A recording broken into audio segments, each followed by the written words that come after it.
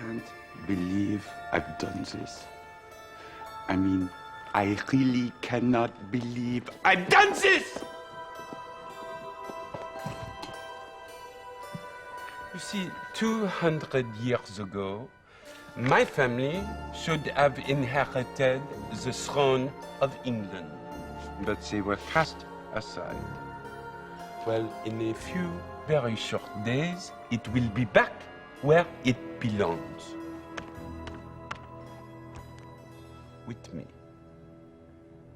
Shall I try it on? Yes? No? Maybe? To make you king, we need the Archbishop of Canterbury to do that. The Archbishop of Canterbury is being taken care of even as we speak.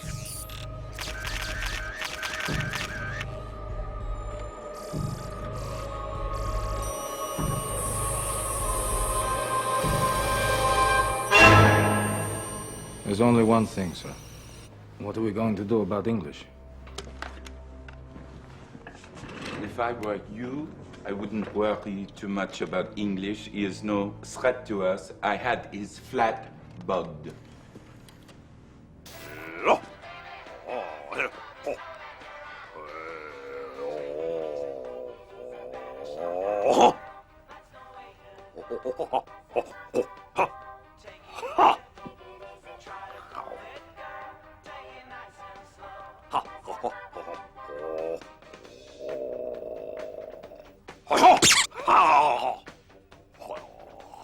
Clearly, the aptly named English is a fool.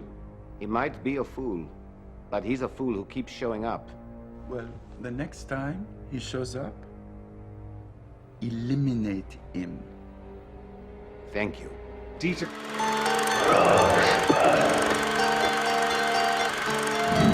I'm sorry, Dave.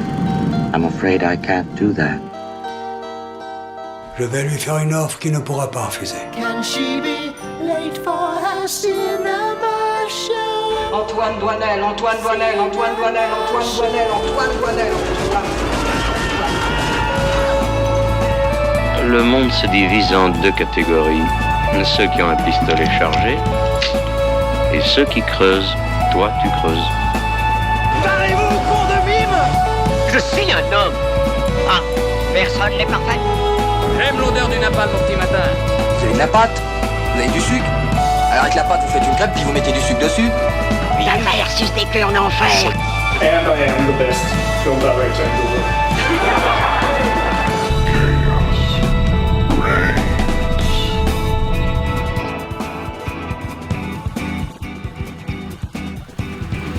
Bonsoir tout le monde, je suis très heureux de vous retrouver pour un nouvel épisode de The Cinema Show sur Radio Campus Montpellier et en vidéo sur Twitch. Vous pouvez d'ailleurs noter la nouvelle installation des caméras pour celles et ceux à la vidéo. Voilà, on espère que ça va vous plaire.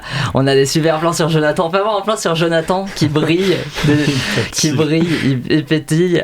Ah voilà, attention, la technique elle met un peu de temps pour arriver. Bon, on l'aura pendant l'émission. Ah, voilà, ça y est, regardez. Ah, il brille. Bon, bonjour. Bonjour, maman. On n'a pas eu ta main. Comme tous les mercredis, on se retrouve pour débriefer l'actualité ciné en 1h30 tout pile. En tout cas, on essaye. Et quand je dis on, je parle de mes chroniqueurs aussi. Ils sont au nombre de 4 ce soir. Commençons par Martin. Content d'être de retour à l'antenne, Martin ? Ouais, content, toujours. Et on a du pain sur la planche, donc c'est cool. Bah c'est nickel s'il y a autant d'intention. Maxime, grand amateur de chips comme j'ai pu le remarquer hier, est aussi en notre compagnie. C'est quoi tes chips préférés ? Oignon crème, sans hésiter. Oignon crème ? Ouais. Ah ouais. Et il y en avait hier ? Non. c'est bon. C'est pour ça que t'es pas resté longtemps. C'est ça. Ça balance direct. En face de toi se trouve un homme qui fait sûrement sa dernière ce soir. Et cette fois-ci, c'est pas parce qu'il se barre pécho en Amérique du Sud. Oh là là. C'est Jonathan. Quelle est ta nouvelle destination, mon ami ? Non, je ne sais pas encore. Peut-être la Suisse. Voilà. Ouais. Non, c'est des points d'interrogation. L'exil fiscal. Allez. J'ai de l'argent à cacher. Et on termine par celui qui a fait rire Ahmed Silla avec une seule phrase. Ah non, ça je l'ai déjà dit il y a 2 semaines. Il y a Florent. Non, ça je l'ai déjà dit il y a 3 semaines. Est-ce que vous avez des idées pour introduire Florent autour de la table ? Parce que là j'ai aucune idée. Non, ça n'inspire pas. Tout le monde Ma présence n'inspire pas. Personne. Allez, ciao. Moi, je propose un petit roulement de tambour. Bienvenue, Florent. Comment tu vas ce soir? Ça va, très heureux d'entendre ta voix un petit peu en fin de maladie, voilà, qui est un peu plus grave, un peu plus suave. Ça fera très plaisir à tous nos auditeurs et auditrices. Ouais. En régie, on fait des coucous. Ils sont nombreux. Il y a Yanis, Ambre, Ali, Chris et Laetitia. J'espère que vous allez tous bien.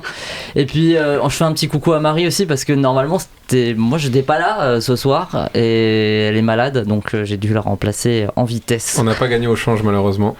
Oh non. Aïe. Oh non.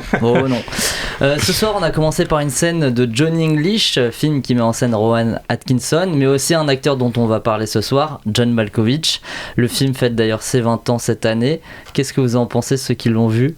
Jonathan, il est perplexe. Toi, je l'ai vu il y a très très longtemps. Ok. Le souvenir que j'en ai était une comédie un peu potache mais amusante.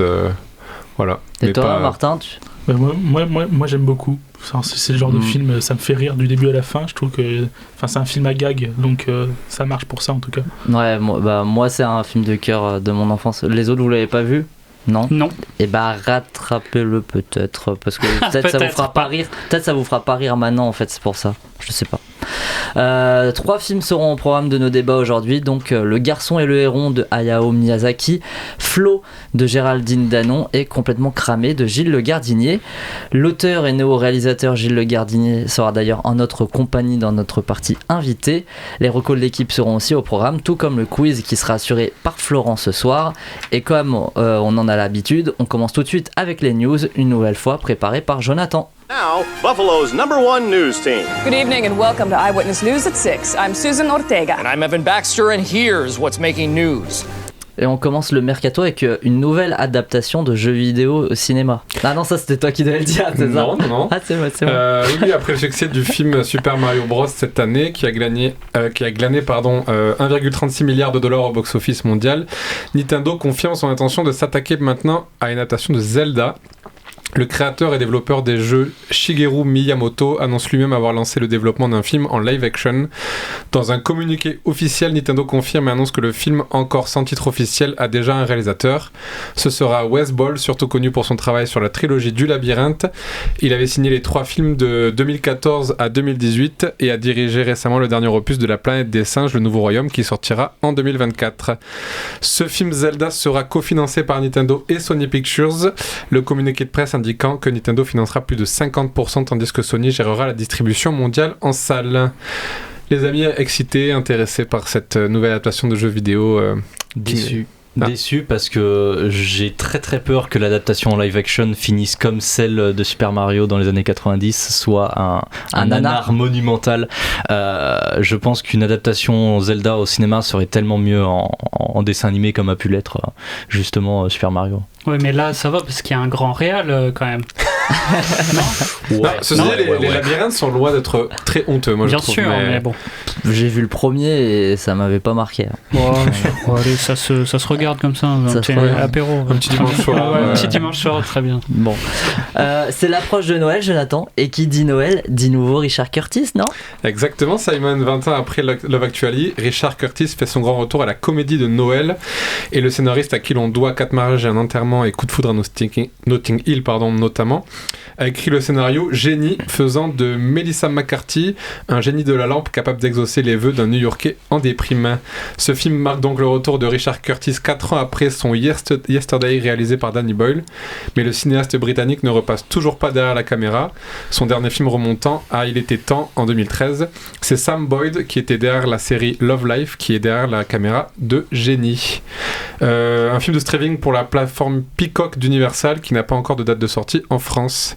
Est-ce qu'il y a des fans de Richard Curtis autour de cette table? Moi, tu me pointes du doigt direct. Oui. Je connais ta passion pour Love Actually. Ouais, Love Actually, j'adore. C'est vrai que j'adore aussi 4 mariages et un enterrement et Coup de foudre à Notting Hill. Mais ces derniers films, en fait, il était temps, par exemple, j'ai toujours pas vu. À ce qui paraît, c'était pas si mal c'est que très ça. Bien, même. Ouais, c'est très joli. Yesterday, non, j'avais pas aimé. Pas fou. Hein. Ça, c'était pas bon. Donc, est-ce que la magie aussi, là, du coup, c'est pas reperdu comme il est pas derrière la caméra? Est-ce que en fait, il n'y a pas une magie encore qui se perd? Voilà. À voir pour le prochain. On verra. Bon, en tout cas, je vois que tu décides de nous parler de grands cinéastes, hein, parce que tu nous as parlé. Donc, il nous a parlé de Wes Ball. Bon, Richard Curtis, on va dire, il y a quand même un très truc bon mieux. Ceci dit. Voilà. Et là, on parle du retour de David Ayer. Oui. Pour le meilleur ou pour le pire? Oui, bon, les news n'étaient pas folichonnes cette semaine. Oui, David Ayer est de retour après l'excellent End of Watch et le catastrophique Suicide Squad. Le cinéaste américain retrouve Jason Statham et Sylvester Stallone avec son nouveau film Levon's Trade, adapté d'un roman à succès de Chuck Dixon, surtout connu pour les scénarios de comics chez DC et Marvel.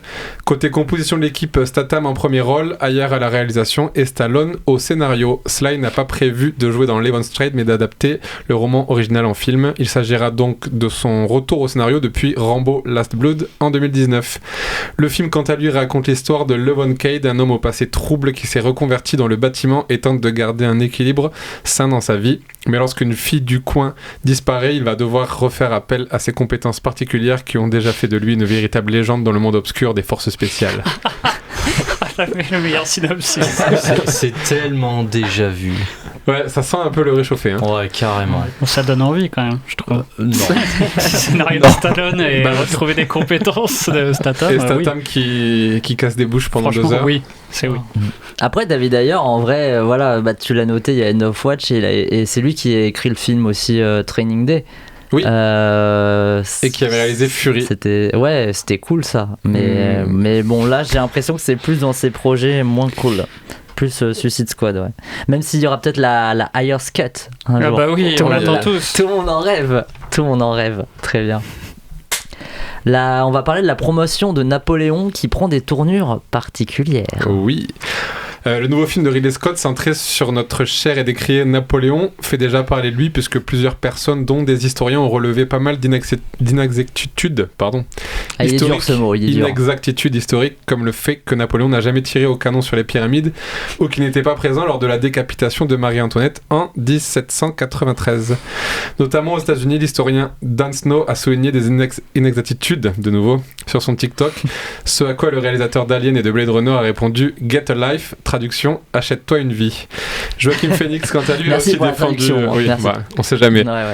Joaquin Phoenix a lui défendu son réalisateur lors d'une interview au magazine Empire.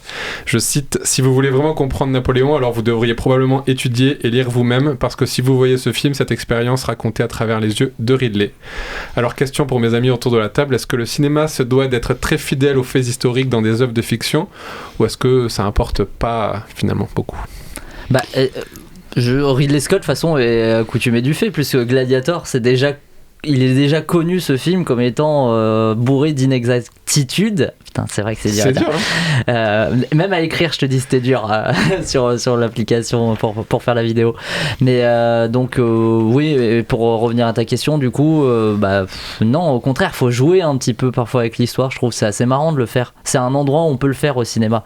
Tant qu'on dit pas, c'est genre tout, la stricte réalité, tout s'est passé vraiment comme ça. Si là tu dis ça, bon, c'est que tu mens ensuite. Mais je pense pas que le film va mettre en avant ce côté-là, et ça sera inspiré, voilà, de faits réels, puisqu'on reprend la vie de Napoléon. Mais moi je pense que comme dit Simon, il y a une histoire aussi de propos, comment le réalisateur défend son film, ou comment il en parle à la presse. C'est surtout ça, c'est ça qui montre, pour moi il n'y a pas de oui ou de non, c'est surtout comment le réalisateur explique ses choix, surtout, quoi. Parce que s'il le défend alors que, s'il affirme être exact historiquement alors que ça ne l'est pas, c'est juste un peu ridicule, quoi. Bon, là il s'exprime plutôt bien, Get a Life. Franchement, bonne répartie, vraiment. Elle est subtile, le gars. Il pourrait venir dans Cinéma Show avec une répartie comme ça.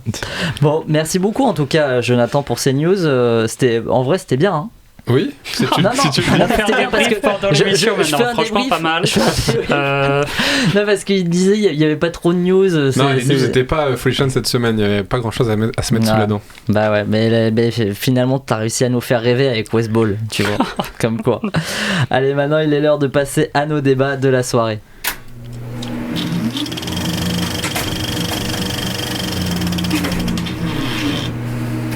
Pour rappel, nous débattrons de 3 films ce soir, Le Garçon et le Héron. Flo est complètement cramé. Et alors qu'on le pensait à la retraite depuis Le Vent se lève en 2013, le papa du studio Ghibli, Hayao Miyazaki, est de retour avec un nouveau film d'animation. Ça s'appelle Le Garçon et le Héron et on en parle juste après la BA. Mahito.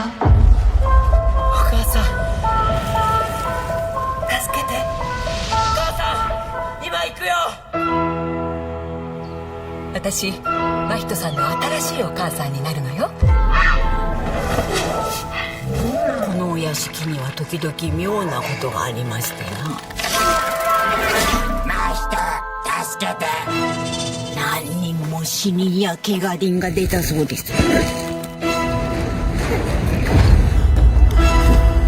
愚かな鳥よ、お前が案内者になるがよい。お前どこから来た？ここは呪われた海だ。油断せずに力を合わせて言っといで。もう一度、もう一度。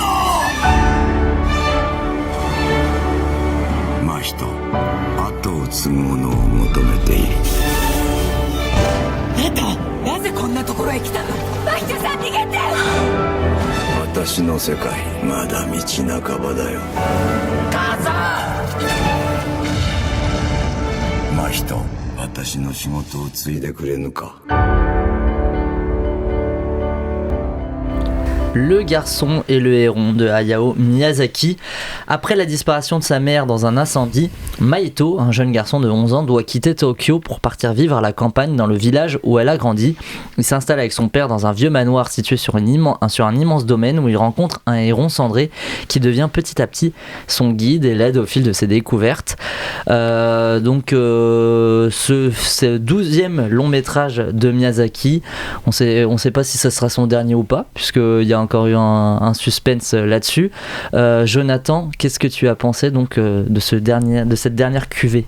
Bah déjà c'est beaucoup d'émotions parce que c'est un cinéaste que je pensais avoir terminé avec sa filmographie avec Le Vent se lève, qui était un très beau film et un très beau adieu au cinéma, et le voilà qui revient 10 ans après, si je me trompe pas, avec ce film là qui est étonnant, je trouve. Je trouve que c'est un film d'une richesse et d'une complexité, mais quand je dis complexité, c'est pas de manière péjorative, plutôt de manière positive.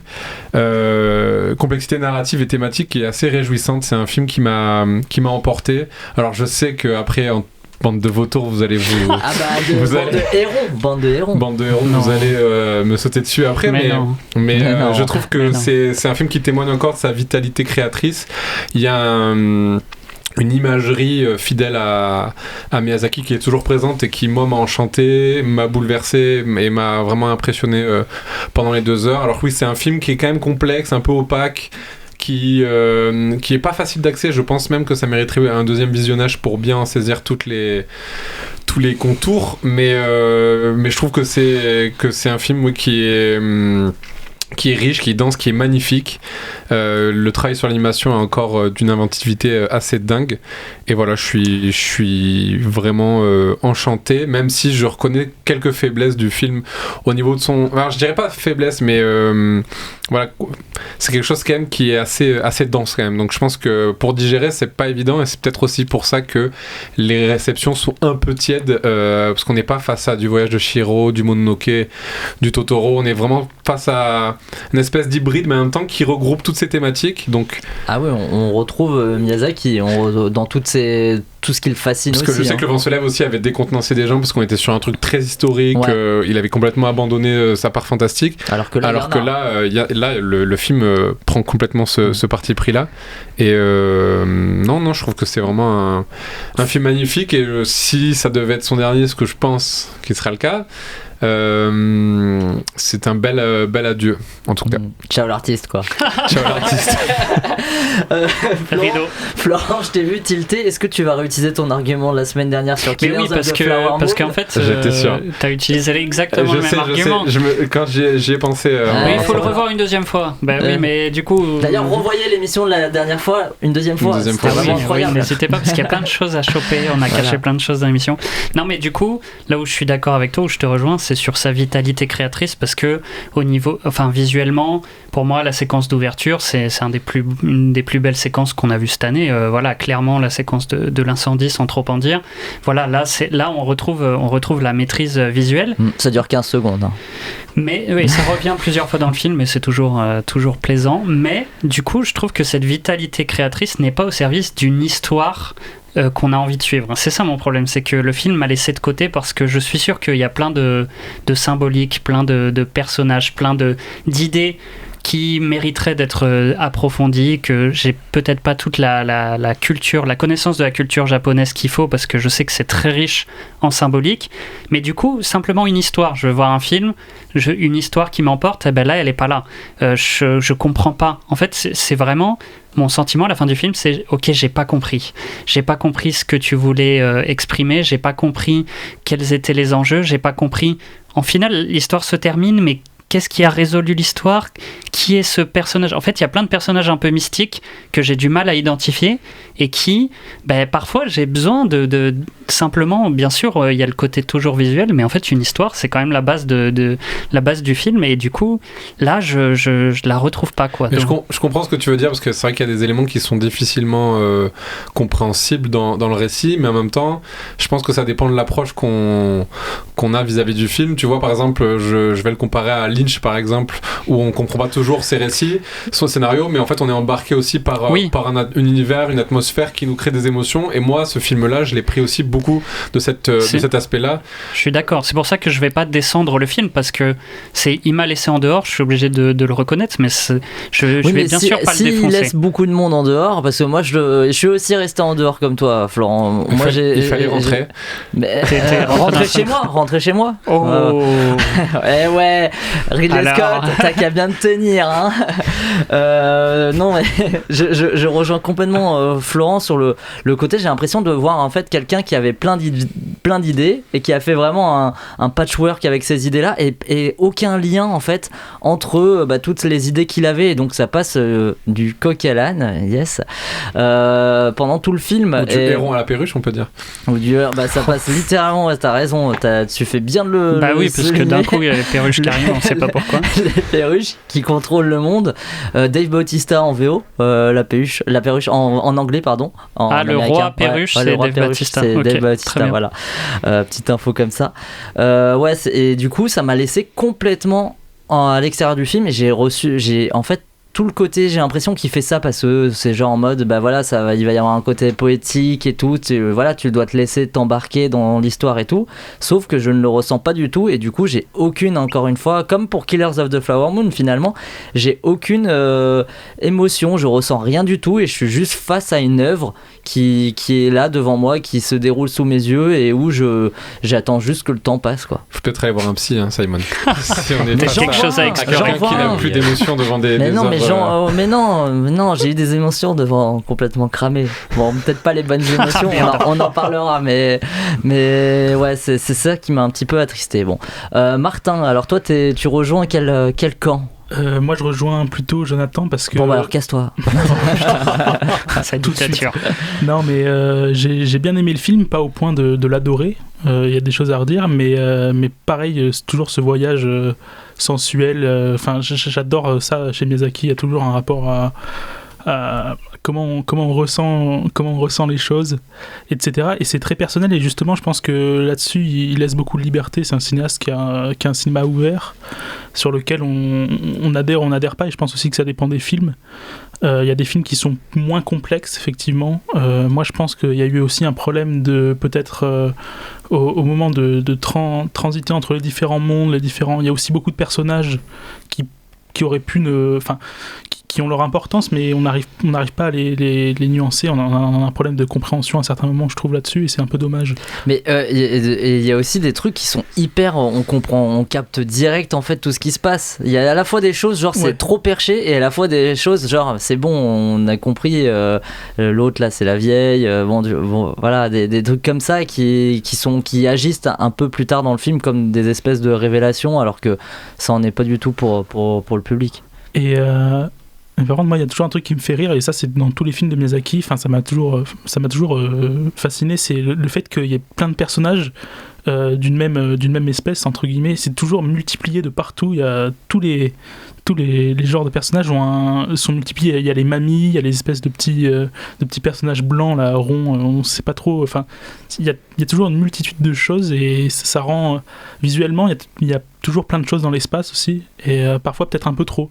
Et c'est ça, c'est un très bon. Enfin, pour moi, c'est un bon film, mais qui a la qualité de ses défauts, c'est-à-dire que il montre beaucoup de choses et il le montre bien, mais parfois il montre des choses soit qui sont pas forcément nécessaires, ou alors qui laissent penser, enfin nous laissent confondre certaines choses, et du coup on a plus le contrôle sur notre visionnage parfois. Et c'est vrai que là-dessus je rejoins un peu Simon et Florent, c'est quelque chose qui est très personnel, mais c'est vrai qu'au niveau de l'histoire il y a quelque chose de pas clair, ou alors si c'est pas clair, c'est très symbolique, et donc ça touche pas tout le monde de la même manière. Moi, ça m'a touché en partie, mais c'est vrai que je dois admettre qu'il y a certaines choses qui m'ont laissé un peu en dehors, surtout dans le récit, dans la construction du récit, surtout, je dirais. Un film qui souffre aussi de cette longue production qu'il a eu, hein. C'est depuis 2016 on peut se poser la question. Mais il y a quelque chose que je trouve beau, et qui du coup pourrait aussi aller avec un peu ce scénario-là à tiroir, qui est assez dense. Ce que j'aime beaucoup dans le film, il y a beaucoup de séquences qui jouent sur le trop-plein, le débordement, les choses qui rongent l'écran. Il y a quelque chose comme ça quelque chose qui contamine, en fait, on va dire, l'écran, et qui se démultiplie. Et je pense qu'il y a aussi ce rapport-là, peut-être par rapport à l'œuvre dans l'œuvre, on va dire, avec ce truc à tiroir où justement ça part un peu dans tous les sens, et que ça vient un peu prendre le pas sur le reste. Mais pour rebondir aussi, je trouve qu'il y a quelque chose de très, donc comme je disais, sensuel, dans le sens où il y a un jeu sur les matières, je trouve, qui est assez étonnant. Alors on est sur l'animation, et pourtant on a quelque chose où on sent le mou, on sent enfin je sais pas, il y a quelque chose de très sur le toucher, sensoriel, ouais. Et ça, je trouve ça vachement intéressant, je trouve qu'il le fait bien, comme dans la plupart de ses films. Bon, bah ouais, vous voyez, on est mitigé sur cette nouvelle parodie du Roi et l'Oiseau par Miyazaki. Et un peu Saul aussi, pour ceux qui ont la ref, un peu Saul, parce que les petits trucs blancs qui après deviennent des gens, c'est un peu Saul. Ouais, bon, mais il y avait déjà des trucs comme ça dans Chihiro, non, aussi Oui, non, qui ressemble un peu. Oui, mais là, bon, voilà, le temps de la production. Vous êtes dur face à tant de créativité, tant d'ingéniosité, tant de richesse. Non, mais je trouve que ça pose un tout petit peu la question en termes d'œuvre, tu vois, d'un cinéaste surreconnu qui a mis, voilà, je sais pas combien d'années à faire son projet. C'est quelle est la part de, est-ce qu'on va lui faire un commentaire sur ça, tu devrais peut-être couper, ça c'est pas clair ça, ou est-ce que c'est Miyazaki, on touche à rien, et vas-y frère, fais ton film. Ça pose question aussi de quelle place on laisse à. Est-ce qu'il y a quelqu'un derrière qui relie un peu, qui dit, qui ose dire un producteur, le travail d'un producteur. Tu parles du film de Miyazaki ou de Scorsese, là? Je comprends pas. Les deux, exactement, parce que je pensais à ça sur The Irishman, et avec Netflix qui laisse la part. Bon, là c'est pas le cas, mais tu vois, toujours cette place de grand cinéaste. Voix libre, est-ce que c'est toujours la bonne idée de laisser complètement la voix libre à un cinéaste, ou est-ce que on aime bien quand il y a de la censure. Ils ont gagné aussi du fait. Enfin, je veux dire, on parle pas de quelqu'un qui vient d'arriver chez Ghibli, ou pour parler de Scorsese qui vient d'arriver à Hollywood. C'est quand même des gens qui ont aussi gagné à juste titre leur notoriété, leur savoir-faire, et que je trouve ça moins problématique, notamment sur des fins de carrière, qu'on leur laisse un peu plus de liberté créatrice, entre guillemets, ou qu'on mette un peu moins de barrières, quoi. Et au moins ça permet une expression totale, et je trouve que ça donne quand même, que ce soit sur le Scorsese ou sur le Miyazaki, des choses qui sont vraiment magnifiques, et qui aussi sont à la fois magnifiques et tristes, parce qu'on sait que ces mecs là, quand ils vont partir, ils vont laisser aussi un grand vide. Miyazaki dans le cinéma d'animation, et d'ailleurs le film parle de ça aussi, hein, sur le manque d'héritage. Il y a un sous-texte quand même assez passionnant là-dessus. sur parce qu'en fait c'est vrai que tout le monde se demande depuis que même Takahata est parti, qui c'est qui va reprendre la relève de ces deux mecs-là qui étaient des génies de l'animation japonaise. Il y en a pas énormément en fait, et on voit que le fils Miyazaki est pas à la hauteur de son père, et qu'il y a ce truc-là de qui pour reprendre le flambeau. Et ça c'est assez triste et assez beau. Ouverture de Jonathan vers la suite. Après Le Garçon et le Héron, on va enchaîner avec un autre film où on trouve de l'eau et des voiliers. Flo, biopic de Géraldine Danon sur la navigatrice Florence Artaud. Bande-annonce. J'arrive de Paris. Je suis venue voir les bateaux. Je suis venue voir la mer. Je vous présente Florence. Ça te dirait qu'on passe à l'Atlantique avec moi? Tout est nouveau pour moi. La terre ne me manque pas. En attendant, les vacances sont finies, ma chérie. C'est la fac maintenant, ta priorité. Je repars en mer. Tu les as, les muscles du vent, les nerfs du froid. Papa, ta fille est un marin. Je vais faire la Whitbread. Pas de gonzesse à bord, rien quoi. Tu te barres sans moi à l'autre bout du monde, c'est ça? T'es en train de me jeter là! Y a pas de gonzesse à bord, y en aura jamais, c'est comme ça, c'est pas toi qui vas changer les règles.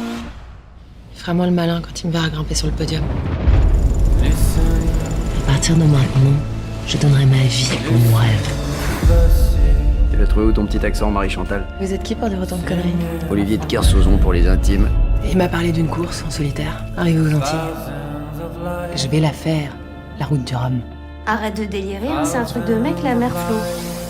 Ça t'énerve que j'ai un bon bateau, hein? Je la gagnerai avant toi, marin, ta Rhum.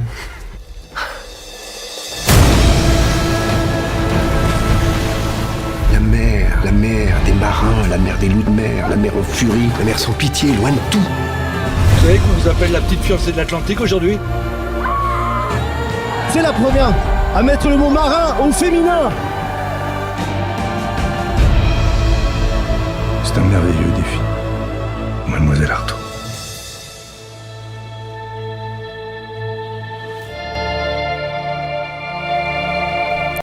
Connue comme la petite fiancée de l'Atlantique, Florence Artaud fut surtout une grande navigatrice. Son palmarès exceptionnel et unique dans cet univers masculin connut son apogée avec sa victoire de la route du Rhum en 90. Donc Florence Artaud est jouée par Stéphane Caillard dans le film, où on retrouve aussi au casting Alison Wheeler, Pierre Deladonchamp ou encore Alexis Michalik dans le rôle de Olivier de Kersauzon. C'est donc un film de Géraldine Danon qui avait été présenté hors compétition à Cannes au cinéma de la plage, je crois. Maxime, qu'est-ce que tu en as pensé, vu qu'on t'a pas encore entendu ce soir? Ouais, parce que j'ai pas vu Le Garçon et l'Héron, et pour ce qui est de par contre Flo, il y va. Pour ce qui est de Flo, je pense être celui qui l'a le moins détesté parmi toute l'équipe ici.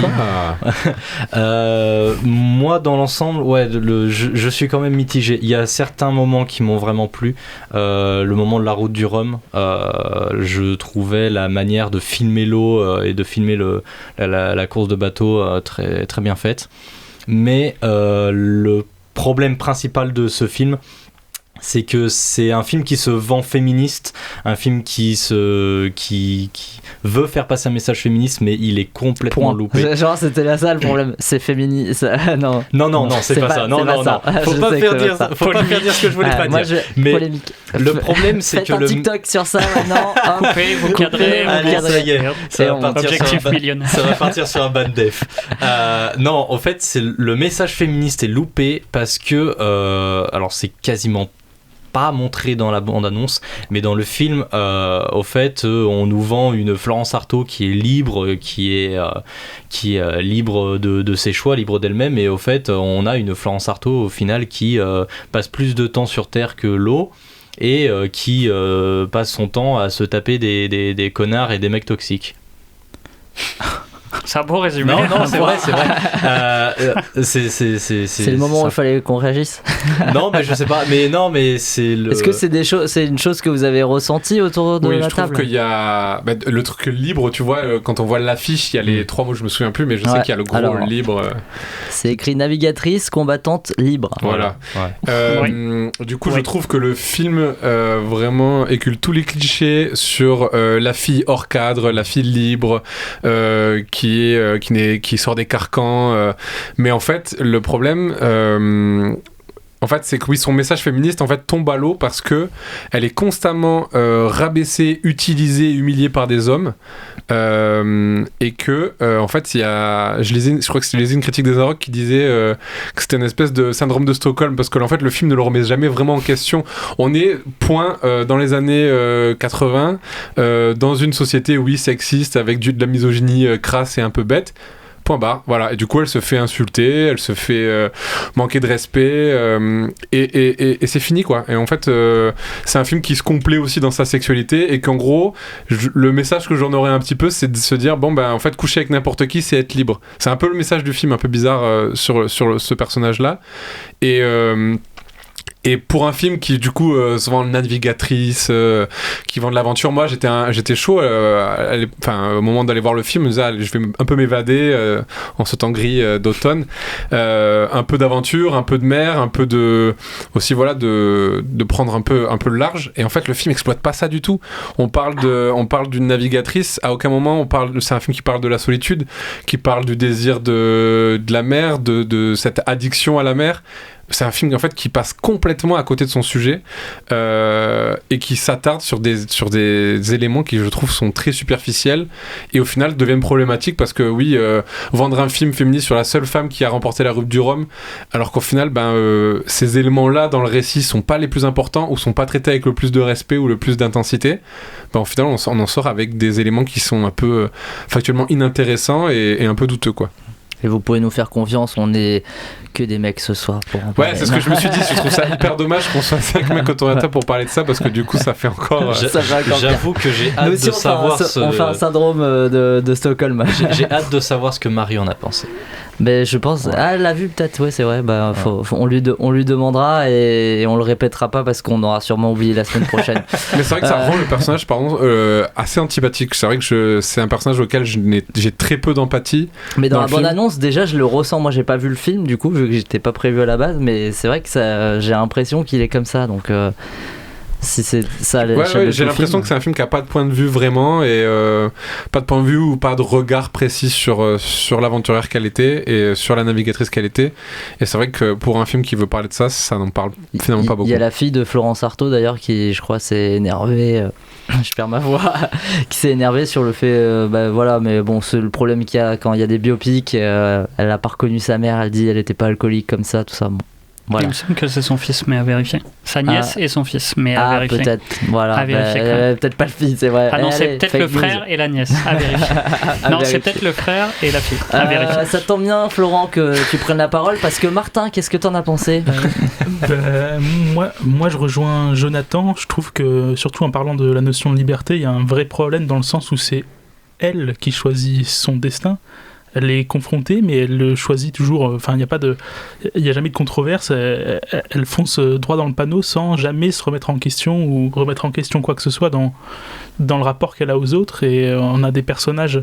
Et justement, moi, je me posais la question de savoir à quel point c'était adapté parce que les parents, tout ça, tous les personnages, son ami aussi que j'ai trouvé complètement dénué de sens et d'intérêt, toujours dans la complaisance, sans jamais se remettre en question, etc. Et moi, je trouve que c'est extrêmement problématique dans un film qui se veut porter un message de liberté et en fait d'enfermer son personnage dans une sorte de... en fait, elle est enfermée et elle s'enferme elle-même sans qu'on la force forcément. C'est très... elle choisit tout ce qu'elle fait et je trouve ça vachement étonnant. Enfin, je trouve ça assez mal géré et après je sais pas justement si ça avait été sa vraie vie, à quel point ça avait été adapté, mais j'ai eu un gros problème avec ça et je pense que c'est un des éléments importants aussi. Et dans le récit, j'ai eu beaucoup de mal aussi avec on dirait que le film se veut à rebondissement, etc. Toujours avoir des événements, le cadre est toujours saturé, enfin il y a toujours un trop plein de choses qui dans un film où la mer et le large sont des notions hyper importantes, je trouve qu'on ressent pas du tout cet aspect de solitude. Il y a toujours de la voix off, il y a toujours de la mise en scène qui sert pas énormément, le film est pas assez intimiste, par exemple quand on est dans le bateau, sans trop spoiler, on est avec une femme qui ne fait que ressasser des choses sur son... En fait, elle décrit ce qu'elle vit, et là-dessus, je trouve que en fait, il y a beaucoup de redites, que ce soit dans la mise en scène ou dans les rapports interpersonnages qui sont extrêmement clichés. Moi, j'ai eu beaucoup de mal avec ça, et ça m'a laissé complètement en dehors, malgré le fait qu'il y ait quand même des belles scènes de mer filmées. Je trouve qu'il y a eu beaucoup de beaux plans sur... Des plans d'ensemble assez intéressants avec le bateau, mais pareil, il y a une course, et à aucun moment on voit les gens contre qui elle... Enfin, en fait, c'est une course à sens unique, on dirait, elle est seule, et il n'y a personne d'autre. Alors que ça aurait pu être sur des plans de coupe, montrer un peu, dynamiser un peu le récit, non, même pas.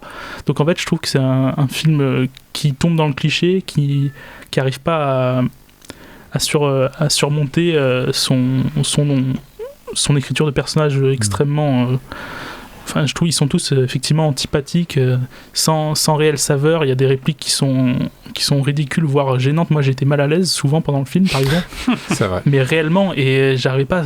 en fait, je me suis rendu compte après, je me suis dit, mais qu'est-ce que c'est que ça ? Comment ça passe ? C'est très surécrit, les dialogues. Personne s'est jamais rien dit. C'est presque grossier. Il n'y a pas vraiment de fil conducteur. On est juste sur un enchaînement d'événements qui enferme le personnage dans une sorte de complaisance de soi-même et en même temps d'autocritique parce qu'elle s'en veut, mais en même temps elle fait rien contre ça. Donc c'est un parti pris vachement spécial, je trouve, et je suis complètement resté en dehors. On a aimé, on dirait. Pour rebondir là-dessus, il y a un truc sur la résolution des conflits qui l'anime. C'est vrai qu'il se résout de manière très facile. Et en fait, c'est pas quelque chose qui fait évoluer le personnage. C'est vrai que c'est un personnage qui reste buté parce qu'elle sait qu'elle a raison. Donc pourquoi pas, parce que ça, on l'a déjà vu plein de fois au cinéma. Mais c'est vrai que la notion de complexité dans un monde où justement le film arrête pas de nous dire là c'était un monde d'hommes hyper machiste qui était pas respectueux, c'est super dur pour elle, et en fait tout ce qu'elle fait, toutes les étapes qu'elle passe, elle les passe finalement sans trop de problématiques. Et au final pour ne pas non plus exploiter ça, donc c'est vrai que je trouve vraiment que c'est un film, il y avait un potentiel de dingue pour raconter plein de choses, que ce soit sur la condition de la femme dans un milieu d'hommes, sur l'envie d'évasion, sur le côté navigateur, et il passe à côté de tous ces sujets, quoi. Tout le sel de ce qui aurait pu être hyper intéressant et hyper fort, je trouve que le film ne le traite pas ne le traite quasiment pas, quoi. Je note une petite punchline sur Twitch de Dame, la route du rhum, alcoolisme, ne faisons pas d'amalgame, s'il vous plaît, voilà. À l'époque, la presse s'était pas empêchée de faire la fiancée du rhum, ils avaient dit. Voilà. Des amalgames comme ça. Et alors toi, Flo, tu connaissais Flo ? Oui, je connaissais de nom, mais après, en fait, je connaissais pas sa vie, je la connais toujours pas. Après avoir vu le film, du coup. Non, mais je vais pas être très long parce que je rejoins totalement mes camarades sur tout ce qu'ils ont dit. Surtout que le fait de s'attaquer à une navigatrice, de faire le portrait d'une navigatrice et de filmer vraiment des scènes en pleine mer, en solitaire, c'est plutôt osé. Je crois que c'est un premier film, tu me reconfirmeras, mais de se lancer dans ce défi-là, c'est osé. Mais du coup, bon, c'était peut-être un défi trop grand parce que du coup des scènes de navigation il y en a pas. Il faut savoir que Florence Artaud, c'est la première et la seule femme à avoir remporté la route du Rhum, la seule femme. Donc en fait c'est quelque chose d'historique, c'est quelque chose qui pour l'instant n'a pas eu de suite et n'avait pas de précédent. Donc en fait ça devait être pour moi le cœur du film. Après, bon, c'est difficile de toujours juger un film sur dire ce qu'il aurait dû être, etc. Mais comme tu disais, Jonathan, il avait un potentiel incroyable sur justement mettre au centre cette route du Rhum, cette course. Et puis, sans trop en dire, on va pas dévoiler, même si on pourrait, honnêtement, on vous encourage pas trop à aller le voir. Mais en fait, cette route du Rhum qu'elle a remportée est montrée dans le film.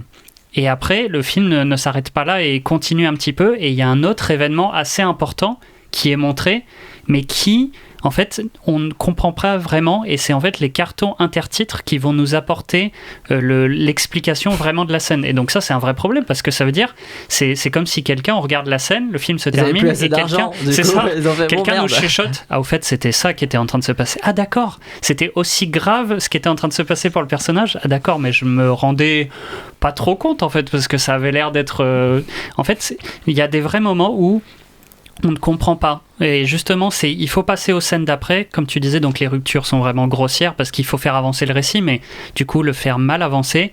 Et les vraies scènes de tension, enfin je veux dire de vrais enjeux presque physiques pour le personnage, eh ben, on les ressent pas, alors que c'est exactement ce qui définit la navigation en solitaire, ce qui définit voilà, les événements qui peuvent arriver, c'est le danger, c'est voilà, le sentiment de solitude, c'est effleuré, ça dure, quand c'est montré, ça dure 30 secondes, et puis après c'est plus là, donc en fait c'est vraiment dommage, c'est raté et dommage. Je comprends ce que tu veux dire, qu'il faut pas juger un film sur ce qu'il aurait pu être ou ce qu'on aurait voulu qu'il soit, juger un film sur le produit qu'on a, mais c'est vrai que du coup ça passait tellement à côté de ce que lui te vend en plus de manière marketing, c'est quand même très frustrant. Bon, rapidement, ouais.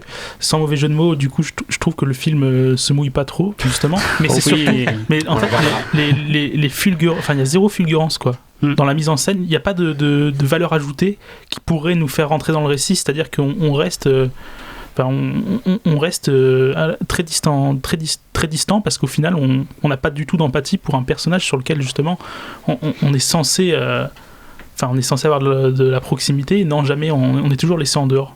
Bon, bah pour ceux qui souhaitaient aller voir le film, j'espère qu'ils se sont arrêtés à la vie de Maxime et qu'après il y a eu une coupure d'électricité et que là vous êtes de retour dans l'émission pour attention, une transition de folie.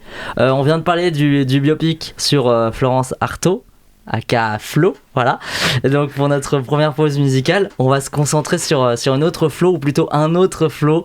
Retournons naviguer en 2008 pour s'écouter L'eau de Flo Rida et T-Pain.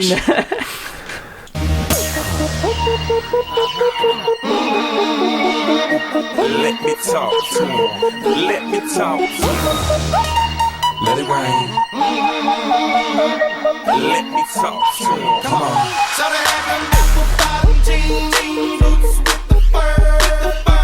The whole club was looking at her. She hit the floor. Next thing you know, shawty got low. Them baggy sweatpants and the Reeboks with the strands. Turn around and gave that big booty a smash. She hit the floor. Next thing you know, shawty got low. Hey, I ain't never seen nothing that'll make me go this crazy all night spinning my dough. Had $1 million vibe in the body to go. Them birthday cakes, they stole the show. So sexual, she was flexible, professional, drinking Xano. Hold up, wait a minute, do I see what I think I will? Did a thing I seen, sure they get low. Ain't the same when it's up that close. Make it rain, I'm making it snow. Work the pole, I got the bang bro. I'ma say that I prefer them no clothes. I'm into that, I love women exposed. She threw it back at me, I gave her move. Cash ain't a problem, I know where it goes. She had them apple bottom jeans, boots with the fur. The whole club was looking at her. She hit the floor. Next thing you know, shawty got low. Them baggy sweatpants and the Reeboks with the strands. Turn around and gave that big booty a smash. She hit the floor. Next thing you know, shawty got low. Hey, shawty, what I gotta do to get you home? My jeans full of guap and they ready for shows. Cadillacs Maybach for the sexy grown. Put tone on the rocks that'll make you moan. 1 step, come on. 2 steps, come on. 3 steps, come on. Now that's $3 grand. What you think I'm playing? Baby girl, I'm the man. I did a rubber bands. That's what I told her. Her legs on my shoulder. I knew it was over. That Henny and Cola got me like a soldier. She ready for Rover. I couldn't control her. So lucky on me, I was just like a clover. Shorty was hot like a toaster. Sorry, but I had to fold her like a pornography poster. She showed her apple bottom jeans, boots with the fur. The whole club was looking at her. She hit the floor. Next thing you know, shawty got low. Them baggy sweatpants and the Reeboks with the strands. Turn around and gave that big booty a smash.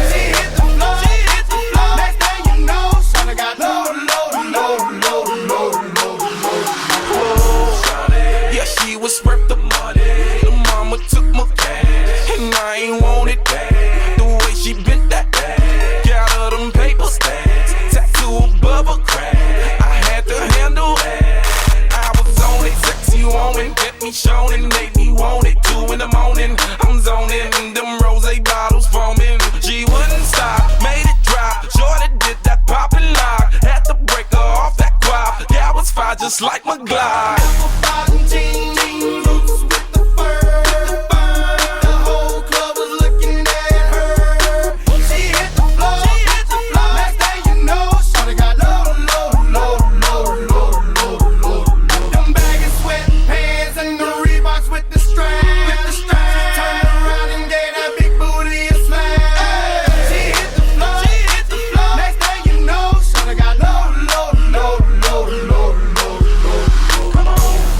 Ça fait plaisir, hein.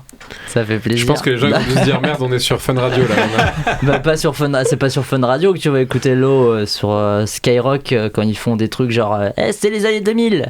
Ils font ça sur Skyrock, je sais pas, j'ai pas écouté Skyrock depuis des années. T'es si vieux. Moins que toi. Gilles Le Gardinier, c'est une machine, hein. Il sort un livre par an et il a dû se dire quitte à sortir un nouveau roman le mois dernier, autant sortir aussi un long métrage de cinéma en même temps. C'est donc chose faite avec Complètement cramé, adaptation de son roman du même nom sorti en 2012. On en parle après le trailer. L'entrée du personnel se fait par l'office. Plus loin. Ah, et... J'ai mis une annonce pour recruter un employé de maison. Trop la classe. On dirait un British. Je suis un British. Oh, ça va pas être simple. Qui c'est ce qu'il nous apportera?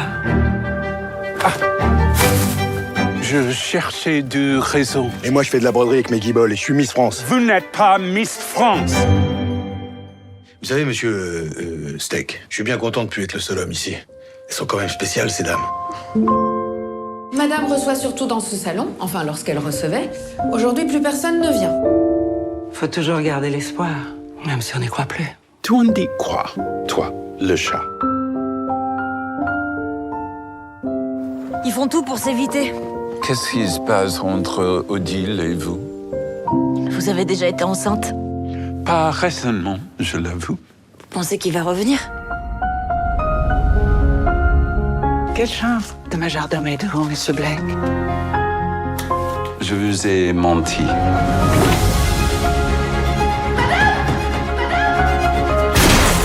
Savez-vous pourquoi je suis ici, madame? Je vous cherche partout. Une femme que j'admire beaucoup m'a dit un jour qu'il faut toujours garder l'espoir, même si on n'y croit plus. Si tu parles, je t'épile. J'ai rien compris à cette dernière phrase. John Malkovich, maintenant que je revois la bande-annonce. Complètement cramé donc de Gilles Le Gardinier. Depuis qu'il a perdu sa femme, Andrew Blake, joué par John Malkovich, n'a plus le cœur à rien. Un ultime élan le pousse à quitter Londres pour retourner en France dans la propriété où il l'avait rencontré. Ce voyage vers le souvenir des jours heureux ne va pas du tout se passer comme prévu. On retrouve aussi au casting Fanny Ardant, Émilie Dequesne, Philippe Basse, Eugénie Ancelin notamment. On nous dit déjà dans le chat, Coraline Fanning nous dit il aurait dû se contenter du roman. Ça attaque déjà l'adaptation. Donc c'est le premier film de l'auteur à succès Gilles Le Gardinier qui avait aussi écrit Demain j'arrête. Voilà. Martin, qu'est-ce que tu as pensé de ce premier long métrage? Alors, pareil, déjà la salle de cinéma, c'était très important là-dessus, et je vais essayer d'être très rapide.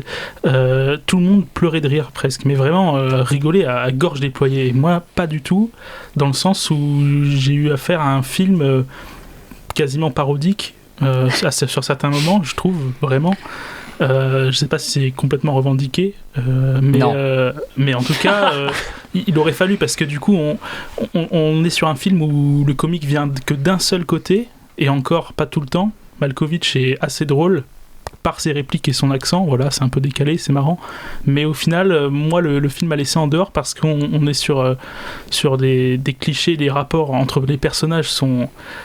Il y a toujours le rapprochement entre la servante, enfin c'est que des rapports vus, revus encore et encore, et c'est des choses qui pour moi passent pas du tout, enfin ça marche pas en fait surtout, et je trouve que même Fanny Ardant, qui est une actrice que j'aime bien habituellement, j'ai trouvé très en retrait. En même temps c'est un peu le rôle qu'elle joue, mais il n'y a pas de fulgurance là-dedans, et j'ai eu un peu de mal avec ça, et aussi sur le fait que la musique du film aussi, je trouve ça catastrophique. On a une musique qui ne sert à rien. Qui est là juste pour habiller comme ça. Juste pour habiller comme ça, exactement. Des violons, enfin c'est vraiment la musique typique cliché d'une romance ou d'un drame. Ouais. alors que c'est pas du tout ce que le film montre. Enfin, en fait, il y a une sorte de... Ça fonctionne pas dans le sens où ce qui nous est montré, ce qu'on veut nous faire passer comme message n'est pas du tout lié. On essaie d'instaurer une espèce de... Enfin, un aspect dramatique là-dedans. Parfois, à certains moments, ça marche pas du tout. Donc, on est sur une comédie qui, en fait... ne vole pas très haut par ses acteurs surtout et par sa mise en scène, enfin à peu près tout quoi. Tu t'as commencé à en parler, ouais, effectivement, le côté est-ce que c'est un film parodique ou pas. Moi je me suis aussi posé la question à un moment pendant le film. Bien sûr que non. Je dis non parce que voilà, bon, l'auteur et puis dans l'interview vous allez voir qui a été déjà enregistré, on sent que c'est vraiment du premier degré, mais parce que pourtant le film à un moment, tu sais, il dit on se croirait dans un téléfilm du week-end ou je sais pas quoi, on dirait qu'il, tu vois, il a conscience qu'il est en train de faire un espace, que c'est ça, c'est un téléfilm de luxe en fait, c'est un téléfilm avec des acteurs bankable quoi, avec John Malkovich et Fanny Ardant et du coup moi j'ai extrêmement ri en fait dans ce film, mais j'ai ri aux dépens du film. J'ai trouvé que c'était un film, c'était nanardesque, et à partir du moment où je suis rentré dans le délire du nanar et où j'ai regardé le film avec cette vision-là, j'ai pris un pied pas possible. J'ai adoré mon visionnage. Voilà pourquoi je vous dis, qu'importe ce que vous deviez faire ce soir, vous arrêtez tout et vous allez voir ce film en équipe. Ouais, je comprends. Et vous allez vous marrer parce que moi, chaque plan, c'est un mème. Fanny Ardant qui parle à un mannequin, c'est vraiment, mais c'est risible au possible. Le John Malkovich, quand il tombe de l'échafaud, et après la scène de montage qui est après. Vous l'avez en tête cette scène de montage, mais ça c'est peut-être le prime du cinéma cette année pour moi. Voilà, moi j'ai passé un super moment alors que j'étais pas du tout dans une salle qui réagissait parce que j'étais en projection presse et pourtant j'ai passé un moment de folie, j'ai adoré mon visionnage. Pour rebondir là-dessus, moi ça m'aurait fait rire si c'était plus spontané en fait. Si le jeu était plus spontané, là on a des rôles surécrits je trouve. Tout est à sa place parce que tout doit servir le récit. Au final on est avec un truc très artificiel, je trouve. Moi j'ai un peu de mal avec ça, je trouve que justement les rôles sont trop écrits. S'il y avait eu un peu plus d'impro, au moins qu'on le ressente comme de l'impro, quelques fulgurances en plus, et en fait là on est sur des rôles mal écrits, à part pour celui de Malkovich qui moi me fait rire, mais est-ce que c'est grâce à l'écriture? Je crois pas, je pense que c'est juste parce que c'est Malkovich qui a un accent un peu décalé, du coup c'est galère, ça fonctionne. C'est galère à le comprendre pendant tout le film. Voilà, ça saccade aussi un peu les dialogues, mais ça va. Mais sinon le reste, voilà, j'ai eu un gros problème surtout avec Emily Dequesne et l'acteur qui joue le jardinier. Philippe Basse. Voilà, Philippe Basse. Okay. J'ai un peu de mal. Maxime, pardon. Merci. Maxime, qu'est-ce que tu en as pensé ? Alors moi je l'ai vu tout à l'heure le film, j'étais dans une salle où il y avait 5 personnes avec moi, pas un rire. Pas un rire. J'ai du mal à comprendre comment vous pouvez dire moi j'ai rigolé devant le film et tout, pas du tout. Mais moi j'ai pas lui, rigolé. Il a ri au dépens du film. J'ai ri au dépens du film. Moi, le film ne me fait pas rire. En fait, là où le film veut être drôle, je ne ris pas. Mais là où il ne veut pas l'être, je ris. Oui, mais même là, je suis désolé, moi ça a été silence total pendant 2 heures. Mais en plus j'étais dans du coup projection presse, du coup j'essaie de pas faire trop de bruit parce que je savais qu'il y avait le directeur du Gaumont aussi derrière moi qui était là et je me disais merde, et j'étais mort de rire moi, mais intérieurement du coup. Non, moi j'étais la plupart du temps en fait j'étais gêné par le film. J'étais gêné parce que je peux comprendre un peu ce que disait Martin, mais pour moi il y a certains moments au fait où John Malkovich pour moi il est malaisant. Je sais pas si c'est la manière dont on l'a obligé à jouer ou etc. Mais les répliques sont vraiment malaisantes. Vraiment, ça me fait. Mais c'est ça que je te dis. C'est de ce malaise. Moi, j'ai d'abord eu 30 premières minutes où j'étais gêné et je me dis mais putain pourquoi je regarde ce film et tout nanana. Et le malaise s'est ensuite transformé et c'est devenu du coup tellement j'étais gêné et malaisé. J'ai ri. Bah moi c'est pas le cas. Putain t'as pas eu ce stade-là. Non, moi vraiment, au fait, on en avait discuté hier et tu m'avais dit le film c'est un bon nanar, mais c'est un nanar qui s'assume un peu, non ? Non, justement.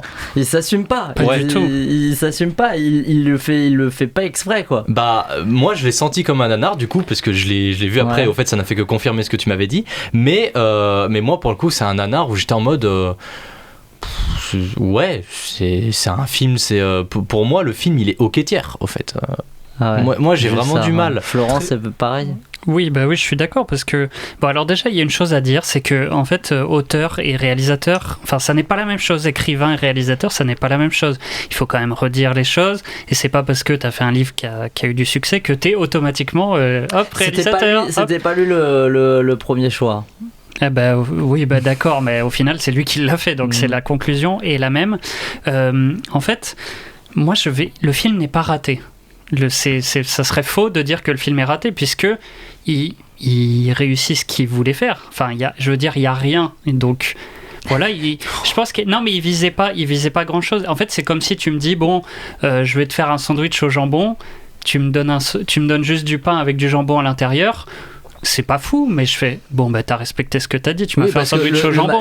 J'ai pas lu le livre de base, mais on n'est pas non plus, je pense, moi j'ai pas du tout détesté le film, je le vois pas non plus comme un nanar, parce que en fait, moi pareil, j'étais dans une salle où ça riait bien et ça faisait plaisir à des gens. Je dis, franchement, ça va plaire à une partie du public, bien sûr, parce que le film, pour moi, il est gentil, il fait de l'humour comme on a déjà vu 1000 fois, mais en fait, il n'y a pas besoin il est pas too much là-dedans que moi j'ai ce décalage. Je trouve pas qu'il soit too much là-dedans, parce que justement, je trouve que Malkovich très bien dans le rôle, et que des fois perçoit pendant une demi-seconde sa petite folie, sa petite touche de folie. Bon, après, hop, elle se rééteint. Les dialogues sont souvent grossiers. Et oui, moi, pendant la première demi-heure, je tournais la tête de genre en mode, qu'est-ce que je regarde? Et puis après, une fois cette demi-heure passée, je me suis dit, franchement, c'est ok. En fait, je préfère taper sur des films comme Flow qui m'énervent, où je trouve qu'ils ratent complètement leur truc. Et aussi comme 3 jours max dont on a parlé la semaine dernière, ça rate complètement les scènes d'humour, de gag. Mais là, non, ça rate pas. Mais c'est juste, plein de bons sentiments, c'est ça le truc. Voilà, c'est plein de bons sentiments.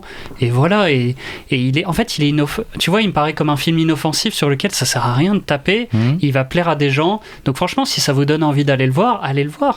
Voilà, mais c'est marrant parce que tu vois, j'ai l'impression que moi, j'encourage les gens à aller le voir, encore une fois. Oui, mais toi, pour les mauvaises raisons, tu dis allez vous foutre de la gueule dessus. Non, mais parce que je sais qu'il va y avoir un public, peut-être que vous ferez partie de ce public-là, moi je respecte, il n'y a pas de souci là-dessus, mais il y a aussi un côté de vous l'avez vu en tout seul, moi je l'ai vu avec des gens, et c'est peut-être aussi ça qui a fait que après on est parti dans un délire de tout ce qu'on voyait dans le film, c'était complètement fou, et c'est ça c'est ça que j'ai adoré en tout cas.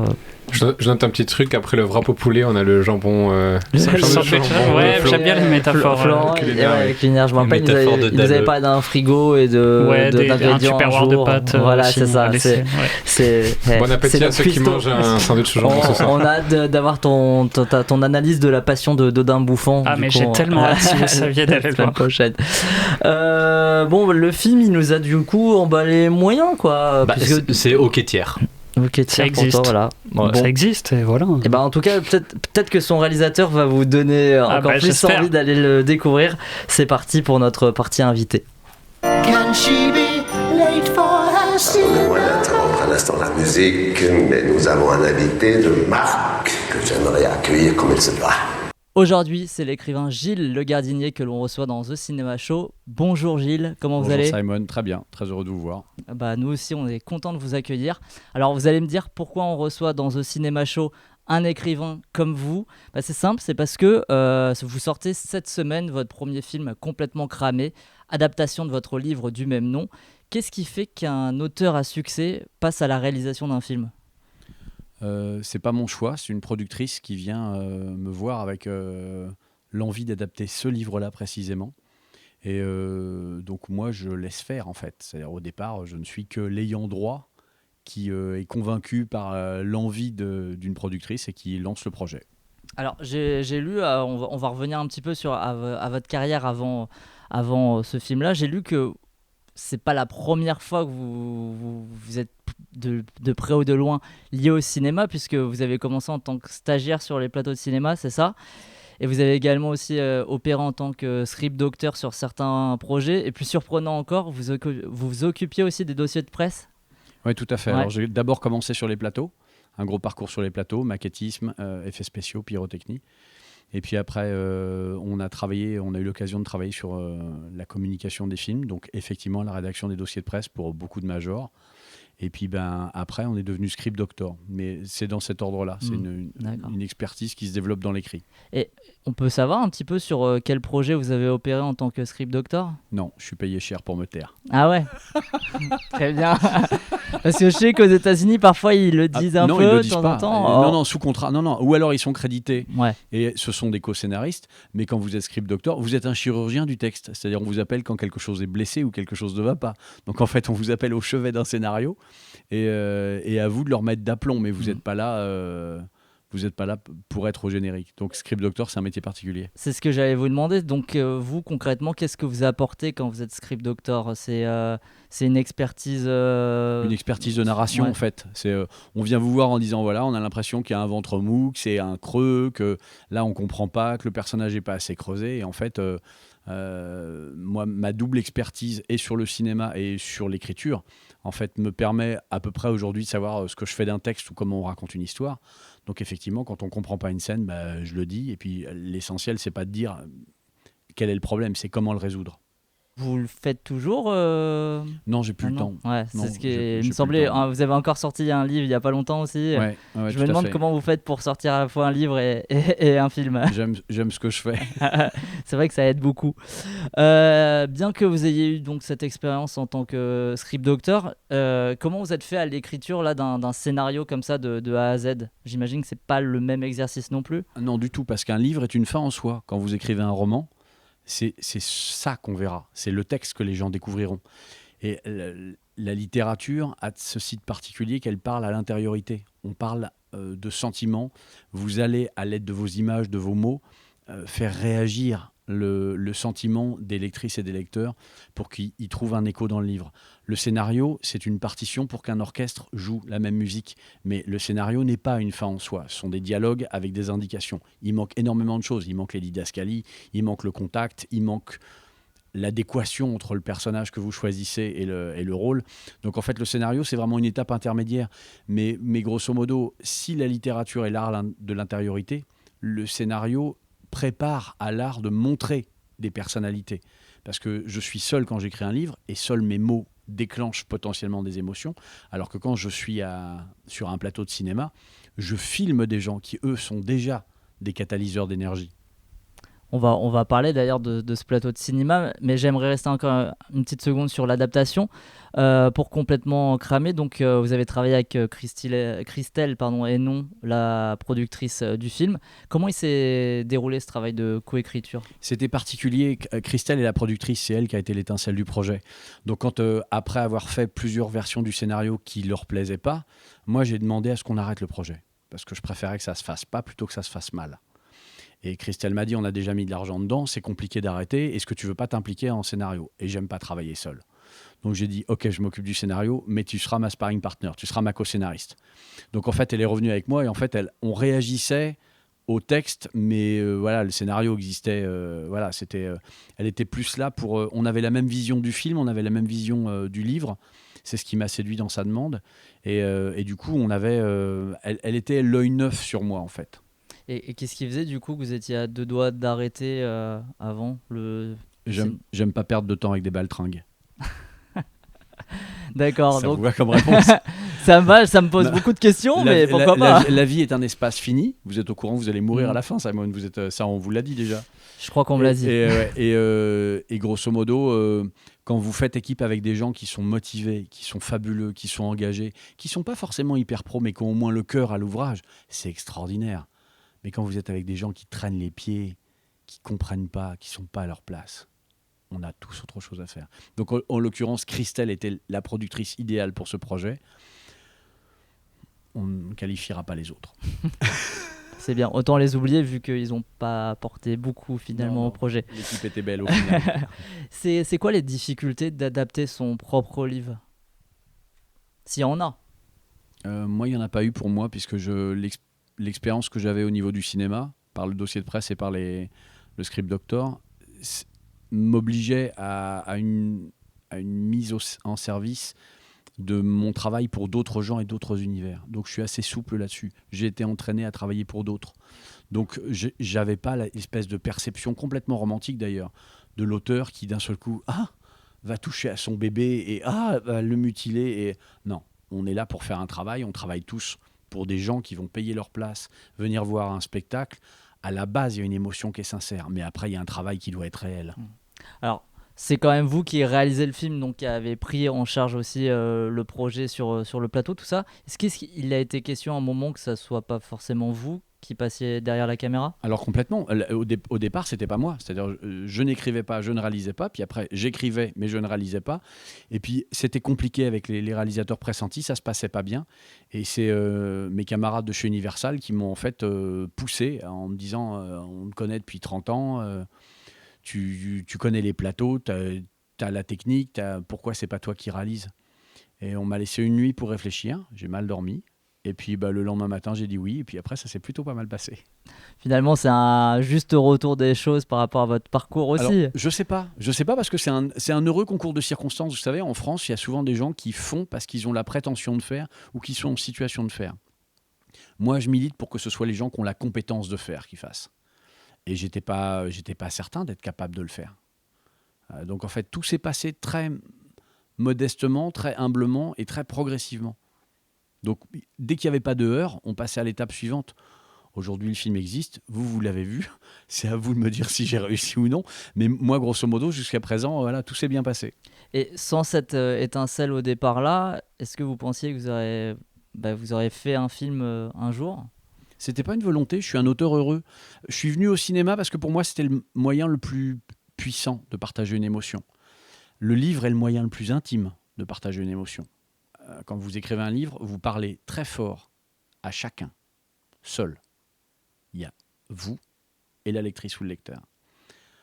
Le cinéma est le moyen collectif le plus efficace, le plus spectaculaire, le plus profond pour parler à beaucoup de gens en même temps. Moi, ce qui m'a fait venir au cinéma au départ, pour la technique, c'est le souvenir très, très frappant, très marquant dans mon enfance de ce que je ressentais dans une salle. Ce qu'il y avait sur les écrans m'intéressait. Mais le fait que des humains viennent s'aligner en randonnion face à un écran pour venir ressentir, ça, c'est un truc, ça me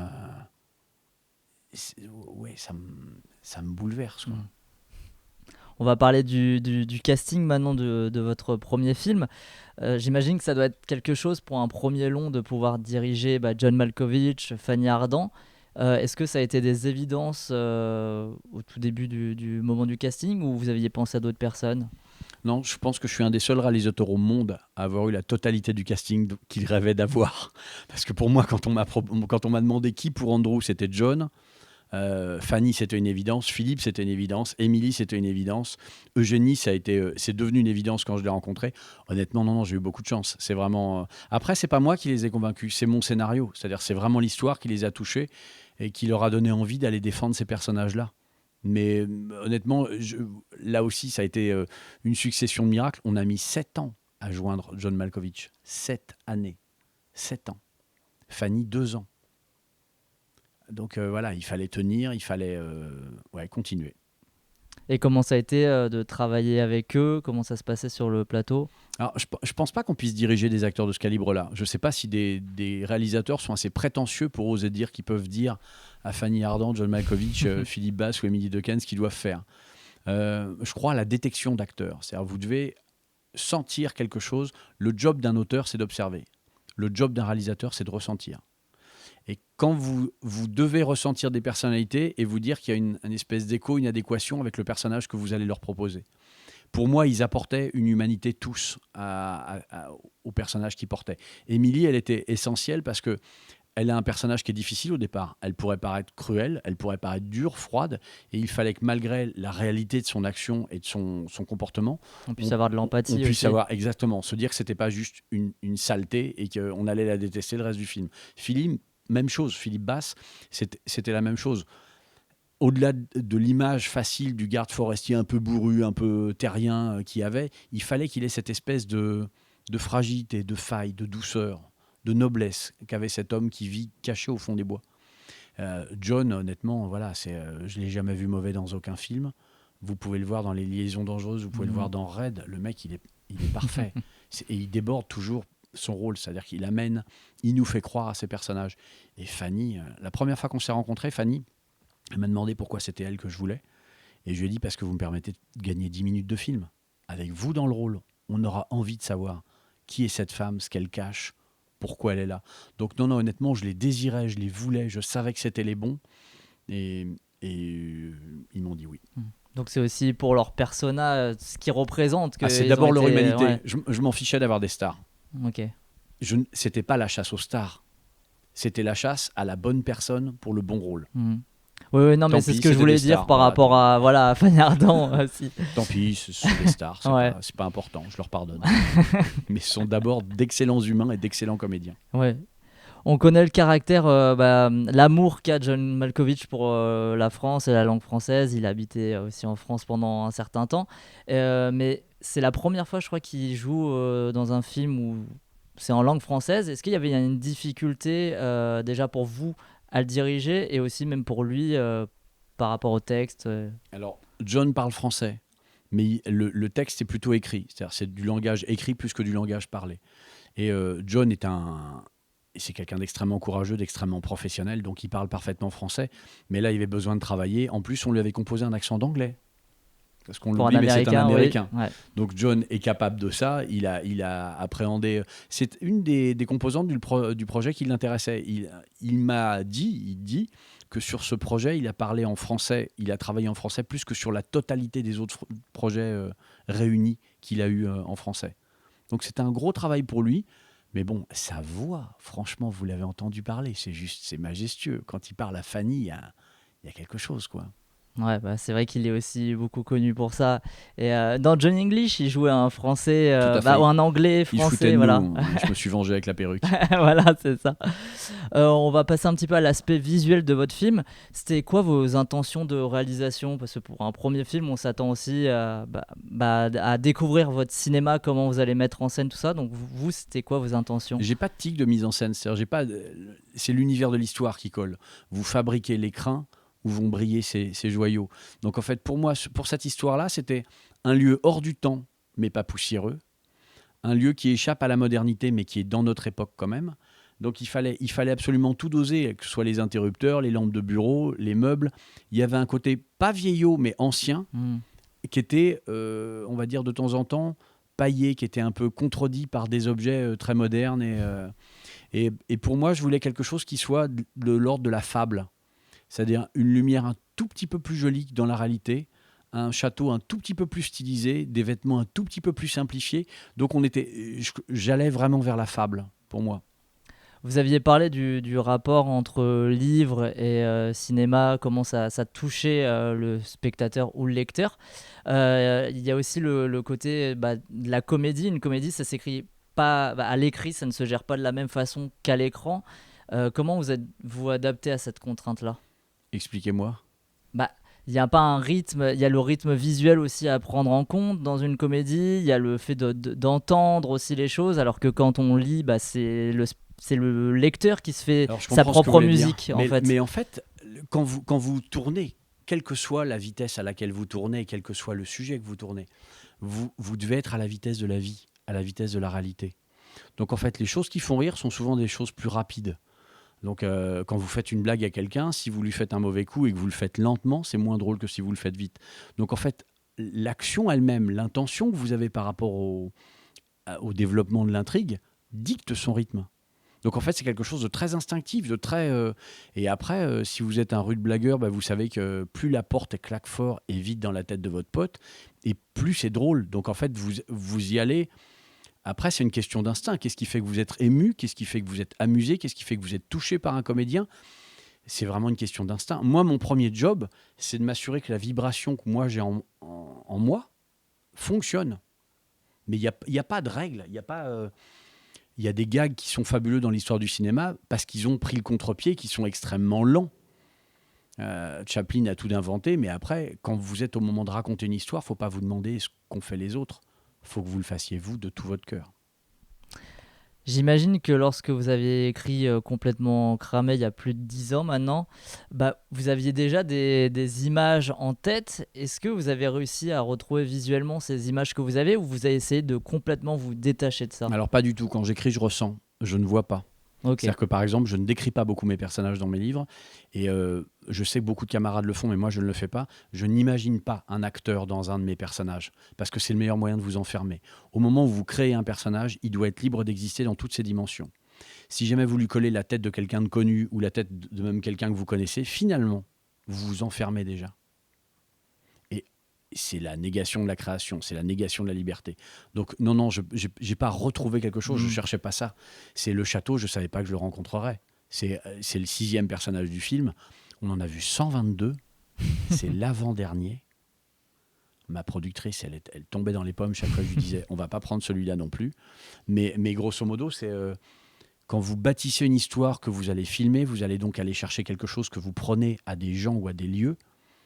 À chaque fois, c'est une affaire de rencontre. Donc là, c'est vraiment le fait de trouver le château comme ça au dernier moment, c'est ça. On n'en aurait pas trouvé. Les 2 derniers n'auraient pas été les bons. On aurait recherché ailleurs. Je ne sais pas ce qu'on aurait fait. Mais j'ai l'espèce de foi joyeuse des innocents. Je ne me dis pas qu'un jour John va me dire non. Ou j'y vais avec mon enthousiasme et ma sincérité. Et puis jusque-là, ça s'est plutôt bien passé. Et quand là vous voyez le résultat de votre film, tout ça, vous vous sentez comment? Vous êtes satisfait? Vous avez des regrets? Vous repensez à des choses que vous auriez voulu faire? Non, j'ai pas de regrets. J'ai fait tout ce que j'ai pu avec ce que j'avais. J'ai un casting extraordinaire. J'ai coutume de dire que si le film est mauvais, c'est ma faute, et si le film est bon, c'est grâce à eux, parce que je les trouve absolument extraordinaires. Mais aujourd'hui, non, j'ai pas. Le film ressemble à ce que j'espérais. Cette brochette de comédiens et de comédiennes fabuleuses donne les sentiments que j'espérais. Et puis, depuis quelques temps, on montre le film au public et je ne suis pas le seul à penser ça. Donc, honnêtement, je suis toujours serein. Vous savez, j'ai été élevé au livre. Je sors un livre par an. Il n'y a que votre nom sur la couverture. Vous ne vous appuyez pas sur d'autres talents que le vôtre, si tant est que vous en ayez. Je suis habitué à tout prendre, le bien et le moins bien, dans la tête moi-même. C'est reposant un film, hein. Vous êtes une équipe, on est 85, hein. Dont 4 stars. Ouais. Mais c'est quand même vous qui prendrez la responsabilité si... Ah, complètement. Ouais, complètement. C'est un peu comme une équipe de foot, l'entraîneur qui prend tout, les joueurs... Oui, sauf que c'est eux qui ont joué là. Moi j'étais sur le terrain avec eux. Selon vous, il s'adresse à qui ce film-là? C'est à vos fans ou c'est aussi pour essayer de d'étendre votre public déjà de base, qui est déjà nombreux? Alors il n'y a pas de stratégie dedans, je ne travaille pas pour mes fans, je ne sais pas qui sont mes fans. Avec Demain j'arrête, j'ai récupéré les jeunes femmes, et Soudain tout change, j'ai récupéré les lycéens, mais je ne l'ai pas calculé, j'écris des histoires auxquelles je crois, et après les gens, je vais même vers le thriller, personne ne fait ça. C'est-à-dire, vous n'avez aucun auteur qui écrit à la fois des comédies dites sentimentales et des thrillers. Citez-moi un, personne ne fait ça. On ne s'habille pas tous les jours de la même façon, on ne mange pas tous les jours de la même chose. Pourquoi un auteur devrait-il se cantonner à des produits? Je ne suis pas un produit. Je suis un humain qui essaie de proposer des choses auxquelles il croit. Mais j'ai pas de calcul. Faut demander au libraire qui me lit et il faut demander au directeur de salle qui me regarde. Mais moi, j'ai pas la réponse à ça.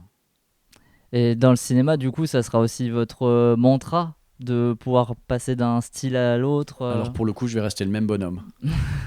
Faire ce que je crois du mieux que je peux avec des gens que j'aime, que j'admire et qui ont envie de marcher dans le même sens que moi. Je ne crois qu'à ça. Est-ce que vous avez eu des références pour la réalisation du film? Vous avez pensé à d'autres œuvres ou pas du tout? Non. Alors, j'existe depuis 57 ans, donc j'ai vu pas mal de films, surtout que je suis cinéphile. J'ai travaillé sur des plateaux, tout ce que j'ai vu m'a nourri. Soit en me disant que je rêverais de faire ça, soit en me disant jamais je ferai ça. Mais vous ne pouvez pas garder le lien systématique de l'info avec l'effet qu'elle a. Donc en fait, j'ai tout digéré, je suis une éponge. Quand je rencontre des gens, quand je vois un regard, quand je croise quelqu'un, quand j'observe, je passe mon temps à observer. Bien sûr que je n'ai pas inventé le monde et j'en suis un des enfants et un des enfants actifs. Mais pour le coup, je n'ai pas de référence concrète. Mon idée, ce n'est pas de ressembler à, c'est d'être. Et quand on réalise comme ça un premier film et qu'on a l'appui d'une grosse structure comme Universal, qu'est-ce que ça apporte ? L'envie de ne pas gâcher la chance qu'on vous donne.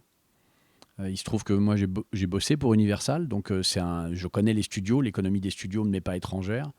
Je respecte leur façon de faire. Ils sont nécessaires à ce qui, moi, m'a donné envie de faire ce métier. C'est-à-dire, il y a un plaisir personnel à voir le logo d'Universal devant mon film, parce que gamin, j'ai vu des films qui m'ont donné envie de faire ce métier, et leur musique était souvent devant. Donc, s'il y a un bonheur... Le seul élément narratif qui ne fait pas partie de mon film, que je n'ai pas écrit, c'est le logo Universal. Et donc, c'est le seul que je peux apprécier et me dire, ça fait plaisir d'entendre ça quand le film commence. Vous avez envie de poursuivre dans le cinéma, du coup, en parallèle à votre carrière d'écrivain ? J'ai pas de plan de carrière. On va voir ce que le public m'autorise. Mais en général, quand on me donne une liberté, j'essaie d'en faire un truc pas trop con. Donc, on va voir ce que le public fait de nous d'abord. Et alors encore une fois, ça sera en fonction du public aussi, sûrement. Est-ce que vous avez quand même déjà des idées de prochains films ? Et si oui, est-ce que ce sont des idées originales ou toujours des adaptations ? Non, ce seront des adaptations. Forcément des adaptations. Quand vous avez la chance d'écrire vous-même et que vous faites vieillir une histoire entre 6 et 8 ans, c'est comme un grand vin. On n'est pas dans la région, donc je peux vous dire ce que je pense. Le Beaujolais, c'est du mauvais vin. Parce qu'on l'écrase et on le boit. Qu'est-ce que ça donne ? Pardon, du Beaujolais. Voilà. Mais si vous prenez des grands Bordeaux, des grands alcools, ils ont besoin de vieillir. L'analogie tient complètement. Ce qui sort de la moulinette n'est jamais excellent. Il faut le laisser maturer, il faut le laisser décanter, il faut prendre du recul dessus. C'est nécessaire. Donc, en l'occurrence, j'ai du recul sur mes histoires. Pourquoi j'irais fabriquer une matière pour courir à une mode, pour un truc ? Je fais pas ça. Mais alors, est-ce que... Bonjour aux amis du Beaujolais. C'est vrai, on peut leur passer le bonjour après ce que vous venez de dire. Je voulais vous demander, du coup... J'ai un trou maintenant. c'est le Beaujolais. C'est le Beaujolais qui m'a troublé. Mais je ne bois pas, donc c'est peut-être pour ça aussi que ça m'a troublé à ce point. Non, moi aussi ça me revient. Je vous poserai la question, même si j'arrive au bout de mes questions. Donc en fait, ça ne fonctionne pas ce meublage. Voilà. Non, si elle me revient après, je vous la repose. Mais en tout cas, nous, on finit traditionnellement par une question dans The Cinema Show. Cette question, c'est la suivante. Est-ce qu'il y a un film que vous avez vu au cinéma dernièrement ou même à la maison qui vous a marqué et que vous voudriez nous recommander ? Mais il y en a à la fois tellement et tellement pas. Et puis je suis ennemi des podiums. On crève de ça. Le cinéma, c'est un espace de curiosité, c'est un espace de découverte. Je sais qu'il n'y a pas très longtemps, on a vu Amsterdam, qui est, je crois, un film Netflix. Oui. Avec Christian Bale. Ouais, c'était un film de cinéma, David O. Russell, c'est ça ? C'est ça, ouais. Et le film m'a impressionné. Il a des comédiens extraordinaires dans une histoire extraordinaire et joué fabuleusement. C'est le dernier que j'ai vu qui m'a impressionné. Là, je passe beaucoup mon temps sur les routes et vous savez quoi, en ce moment, j'ai pas trop envie d'aller me plonger dans les émotions des autres parce que je veux rester dans celle du public vis-à-vis de mon film. Très bien. J'ai retrouvé ma question. Incroyable. Je pensais pas qu'elle allait revenir.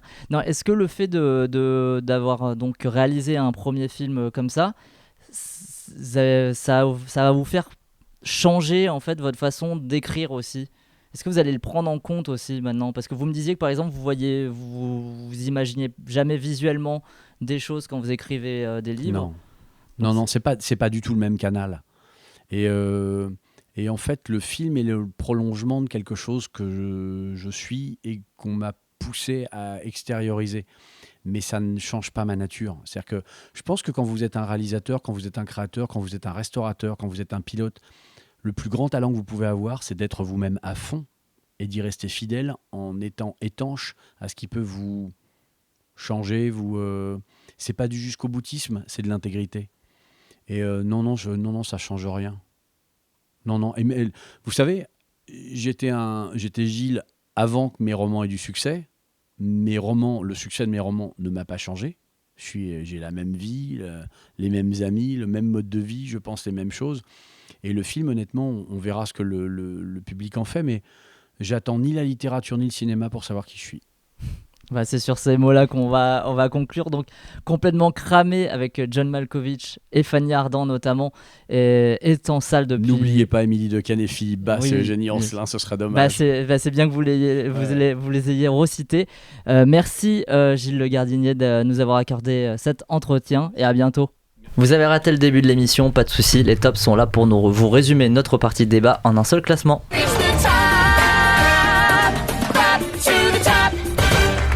On commence par le top 1 de chaque chroniqueur. Tiens, on va faire dans ce sens pour une fois. Maxime, c'est quoi ton top 1 de la semaine ? Un film dont on n'a pas parlé ce soir, c'est Monsieur le maire avec Clovis Cornillac.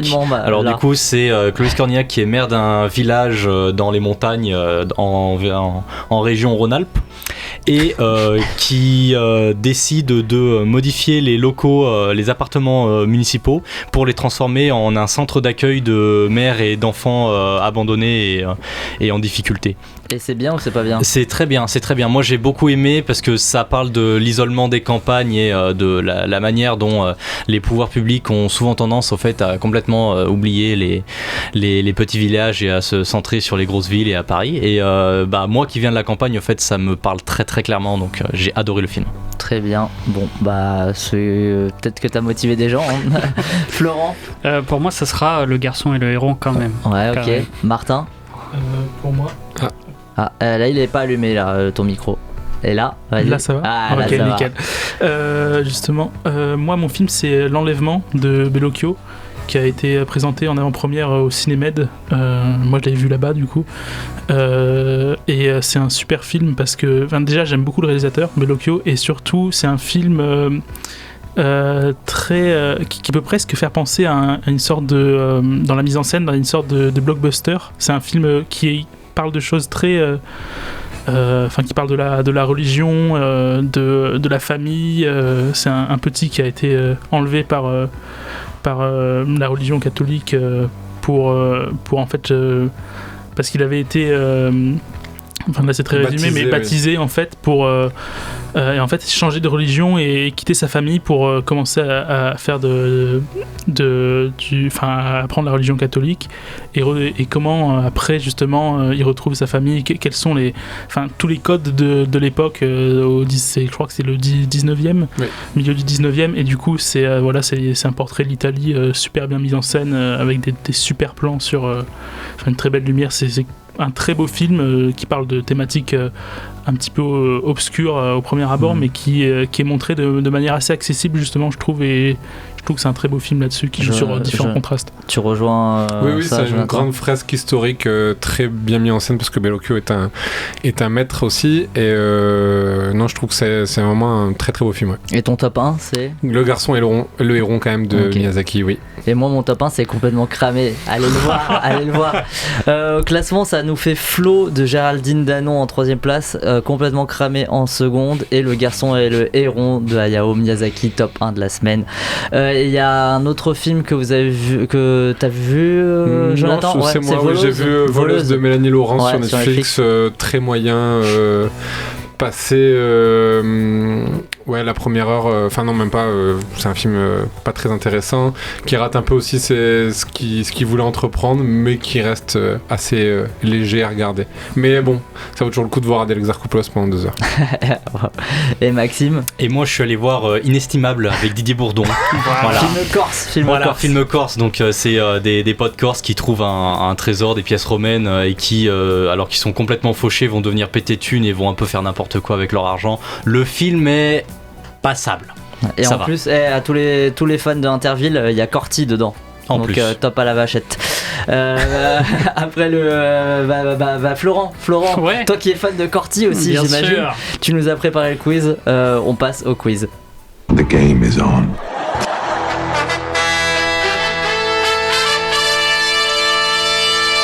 It's gonna be legendary.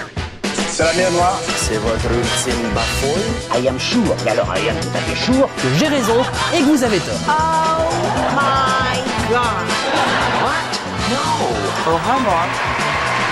Anyway, lead on. Allons-y. Bonsoir à tous. Je dédie ce quiz à Marie qui est malade. Voilà, non, elle n'est pas partie, mais voilà, c'est pour elle. Je vais essayer de lui faire honneur encore une fois. Bonsoir, bienvenue dans ce quiz du jour. À ma gauche, l'équipe Maxime et Simon avec Maxime, chef d'équipe, et à ma droite, Martin et Jonathan. Martin, chef d'équipe. Ils n'ont pas voulu nous mettre chef d'équipe. La première question que je vous pose, traditionnelle, quel est le titre de ce quiz ? souvent un jeu de mots réemploi des films dont on a parlé ce soir. Moi, je pense que c'est quiz cramé. Et nous, on serait parti sur la même aussi. Quiz cramé. Et c'était complètement quizé, donc... quizé en plus. Ouais, complètement tu l'aurais quizé. dit complètement quiz, tu l'aurais accepté Non, 0,5 je pense, voire pas du tout. Bon, c'est pas grave, on commence véritablement ce quiz avec la musique de film. Dans quelle œuvre entend-on cette musique ? Pogno sur la falaise. Pogno sur la falaise, exactement, de Hayao Miyazaki. Ça fait le premier point pour votre équipe. On passe au... Je l'ai pas vu.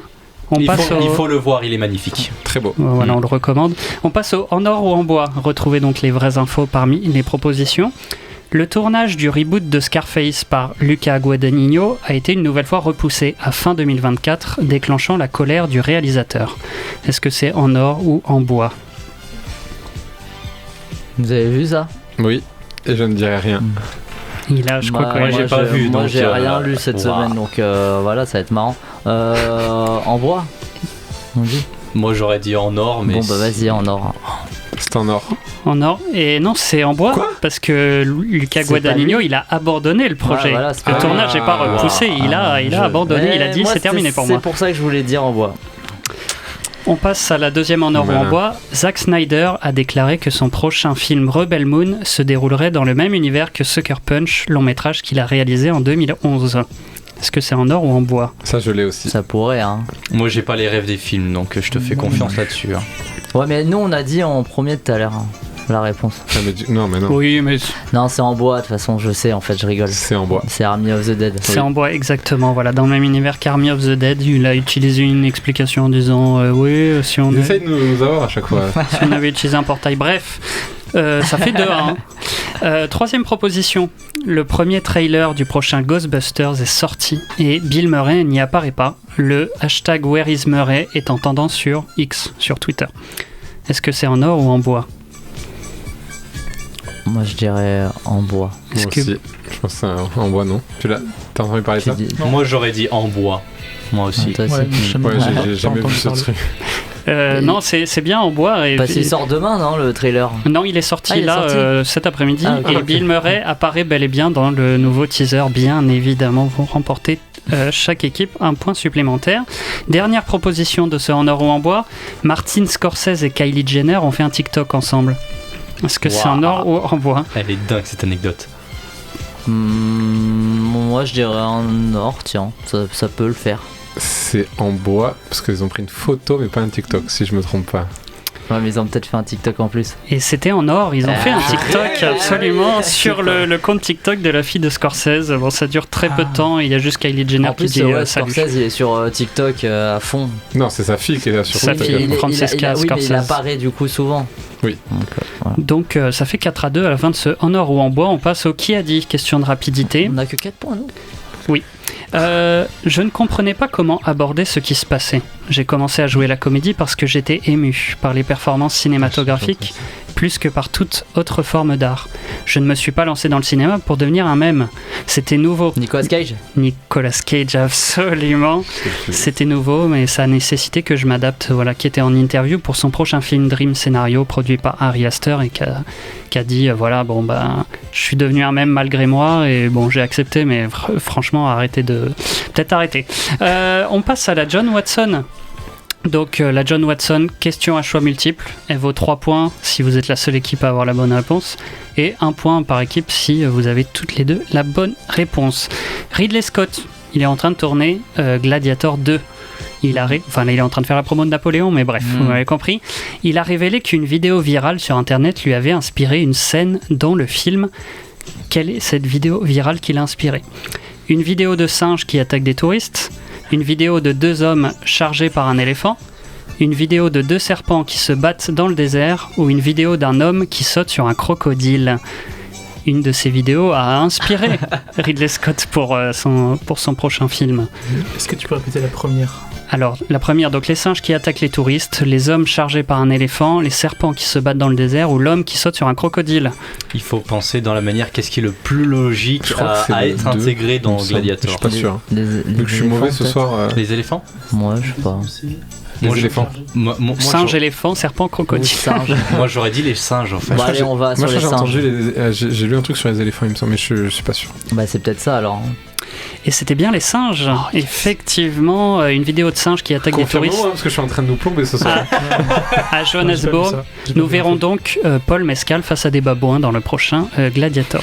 Donc ça fait 8 à 2. Hein. 8 à 2, il reste encore le quiz spécial de cette semaine. Cette semaine, on a parlé de Flo de Géraldine Danon, biopic sur la navigatrice Florence Artaud, ce qui donne lieu à notre quiz spécial Mer et Océan au cinéma. On commence par le grand qui. bleu. On commence par le qui c'est cela. Je vous donne des noms de personnages. Il faut retrouver le film dans lequel ils sont. Cal et Fabrizio. Le grand bleu? Non. Non, c'est pas le grand bleu. Cal et Fabrizio. Alors j'ai vraiment pris genre Call pas me by your name. J'ai pris pas du tout les persos principaux. Hein. Fabrizio. Attends. La vie aquatique. Non, pas du tout. Donne un petit indice. Donc ça se passe dans l'océan Atlantique. Les températures.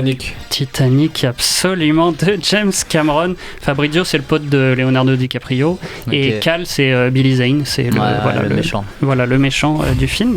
Ça fait 8 à 3. On passe une réplique, un film. Dans quel film, question de rapidité, dans quel film peut-on entendre cette réplique?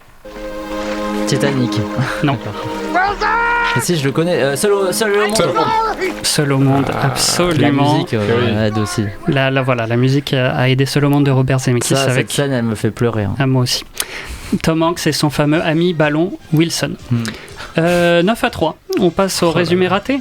Résumé très raté d'un film. Ce film a pour personnage principal une mère de famille. C'est quelqu'un d'assez gourmande et qui a tendance à bien grignoter. Bien qu'elle veuille donner l'exemple à ses enfants, elle mange plein de sucreries. La suite, vous la connaissez, qui dit sucrerie dit carie. Donc rendez-vous chez le dentiste qui va être ravi de s'en occuper pendant 2h04. Attends, ouais, on me dit dans le casque que je me trompe totalement de film. Ça raconte pas ça le film où il faut un plus gros bateau, il y a un animal en carton? Noé. Large Noé. Noé. Avec ça parle de la mer, ça parle de qui va chez le dentiste, la mère qui va chez le dentiste. Qu'est-ce que c'est que ça? La mère qui va chez le dentiste, il doit y avoir un truc tout con qu'on comprend. Les dents de la mer. Les dents de la mer, oui. Ah oui. À quel moment? Les dentistes. Oh là là. Oui, ça parle des dents d'une mère, les dents de la mer. Dans le chat, il l'avait. Ah voilà, merci le chat. Ça fait 10 à 3. On passe au jeu des synonymes. J'ai remplacé tous les mots d'un titre par des synonymes. La grande aventure de 3-14. La grande aventure. L'Odyssée de Pi. L'Odyssée de Pi. Et oui, ça enchaîne ici. De Angly, ça fait 11 à 3. On passe au Merci le Québec, titre québécois d'un film. Un monde sans terre. Waterland.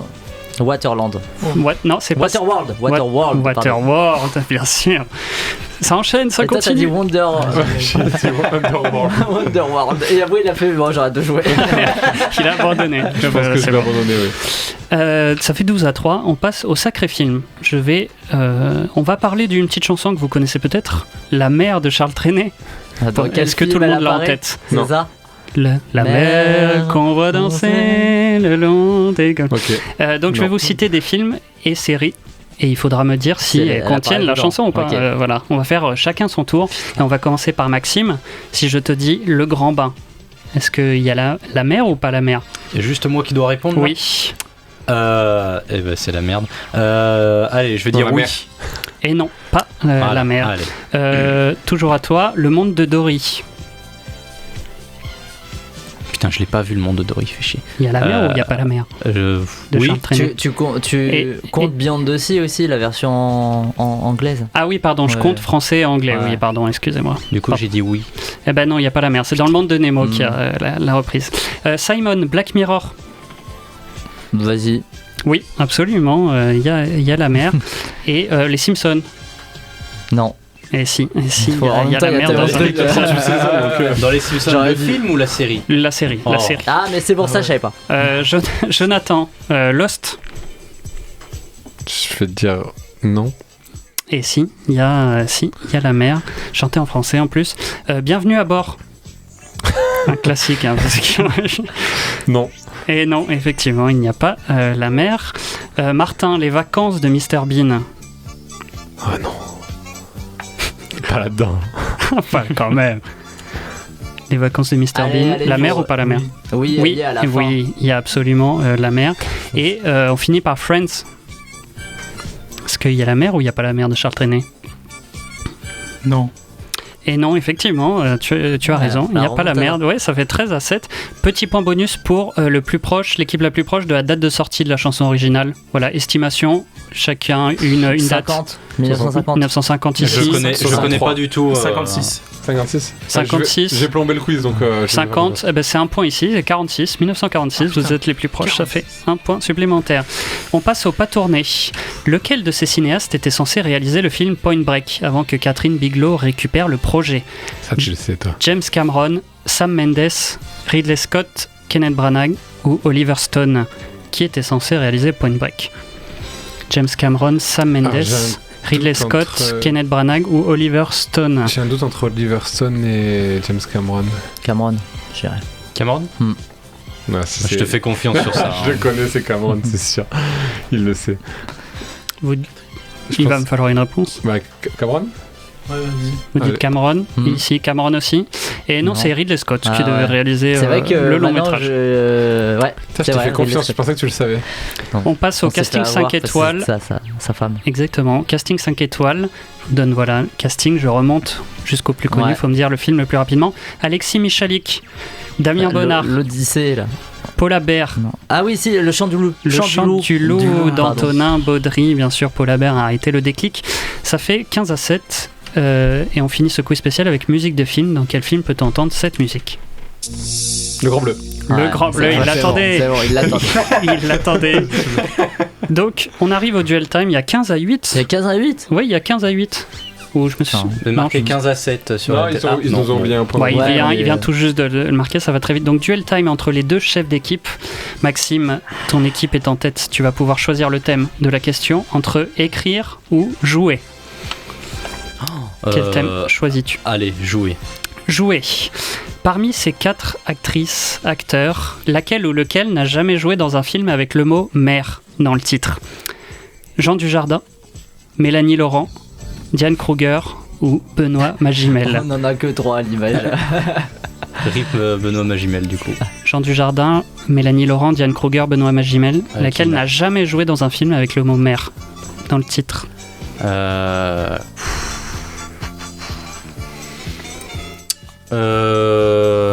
J'aurais dit Jean Dujardin.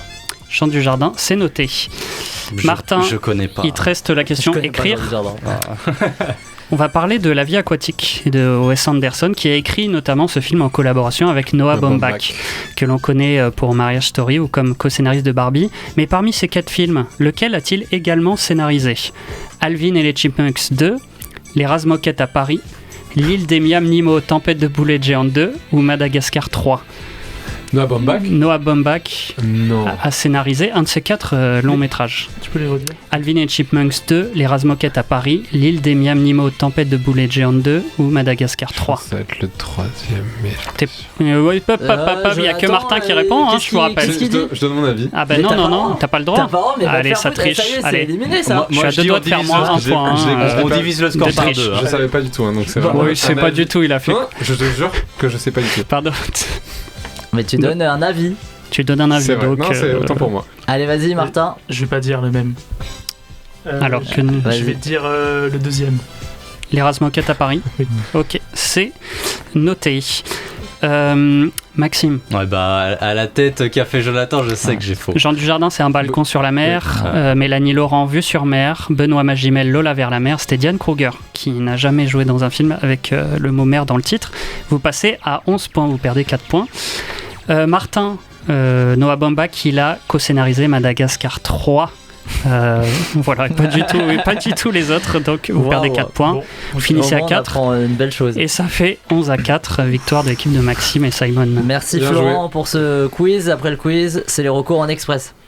Alors si je peux me permettre de te donner un conseil, c'est oublie que t'as aucune chance, vas-y fonce. On sait jamais, sur un malentendu ça peut marcher. Et Jonathan, c'est quoi ta reco cette semaine? Déménagement de Shinji Somai, une ressortie en salle dans une très belle version restaurée, un film sur le bouleversement de la vie d'une jeune fille de 11 ans après le divorce de ses parents dans le Tokyo des années 90. C'est magnifique, onirique et bouleversant. Si vous avez l'occasion de le découvrir encore en salle, foncez. Très bien, Martin. Alors moi c'est le podcast La Gêne Occasionnée animé par François Bégodeau et notamment l'épisode qu'ils ont fait sur Killers of the Flower Moon. Je trouve que c'est deux personnes, un c'est François Bégodeau, l'autre qui est l'homme qui n'a pas de prénom et j'aime beaucoup leurs analyses. Je trouve que c'est toujours poussé, c'est vraiment agréable à écouter et puis on redécouvre certaines choses qu'on n'a pas pu voir dans les films et c'est surtout un choix de qualité aussi. J'aime beaucoup leur programmation, donc allez écouter ça, je trouve que c'est vachement intéressant. Florent, pour moi, ça sera le concert Eastwood symphonique qui est sur la chaîne Arte Concert. Donc, c'est les musiques des films de Clint Eastwood qu'il a soit joué, soit réalisé. C'est réarrangé par son fils Kyle Eastwood. Donc, c'est réarrangé avec son quintet de jazz. C'est accompagné de l'Orchestre National de Lyon. Vous entendrez du Lalo Schifrin, du John Williams, du Ennio Morricone, du Charlie Parker. C'est vraiment un réarrangement magnifique et qui redonne, je trouve, la part belle à ces grands compositeurs. Et toi, Maxime ? Moi, c'est la série Big Mouth sur Netflix, une série à la Sex Education en mode très cartoonesque américain, c'est avec des hormones monsters. Donc en gros, c'est un peu l'équivalent du petit diable que tu as sur l'épaule, sauf que là, il est à taille humaine et au lieu de te dire pique le goûter du gamin, là c'est plutôt va te dégorger le poireau. La saison 7 est sortie il y a 2-3 semaines peut-être, et elle est toujours aussi drôle. La série est toujours aussi... moi, j'accroche toujours autant et je peux que vous recommander de la voir ou de la revoir. Et nous, moi, c'est le 48 heures film Homemade Edition 21 qui commence ce week-end. Rendez-vous à 18h30 au bâtiment D de l'université Paul Valéry pour tirer au sort les contraintes de ce week-end. Donc, où vous allez pouvoir réaliser, écrire, monter un film en 2 jours. Et puis, il y aura la projection des films le lundi à 18h30 en salle Jean Moulin de l'université Paul Valéry, toujours. Merci du conseil. Il est temps de refermer ce 9e épisode de TCS de la saison 6. Merci Martin, Maxime, Florent et Jonathan. Merci Raphaël aussi pour les visuels de l'émission. Petite pensée pour Marie encore.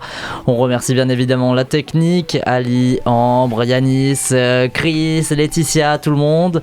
Merci à Gilles Le Gardinet d'être venu nous parler de l'adaptation de Complètement Cramé sur grand écran. Allez le voir encore une fois.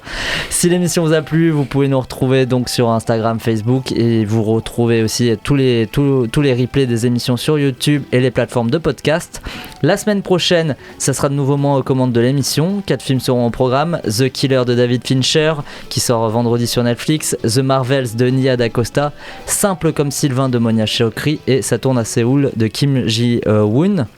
Gros programme en perspective puisqu'on réévoquera aussi rapidement La Passion de Dodin bouffant pour ceux qui l'ont vu. Et on a débuté la soirée avec Johnny English. On la clôture aussi avec Johnny English et le titre A Man for All Seasons de Robbie Williams qui sert de générique au film comme toute bonne parodie de James Bond le veut. Bonne semaine à vous. The Cinema Show, c'est tous les mercredis sur Radio Campus Montpellier et c'est encore un peu maintenant.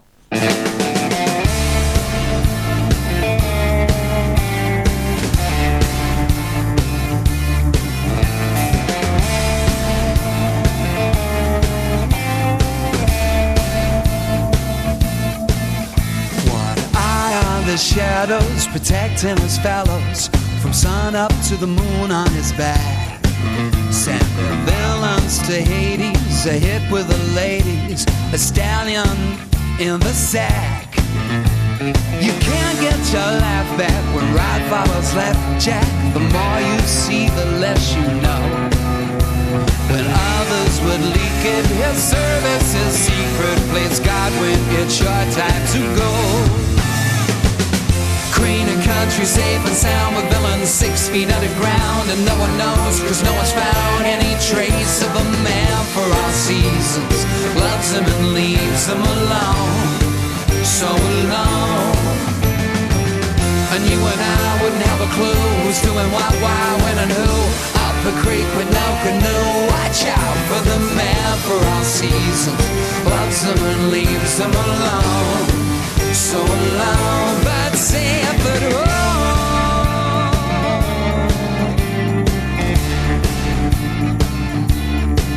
From the house martial blood, saving Norfolk brides, commoners and landed gentry. His word is bond, whether brunette or blind.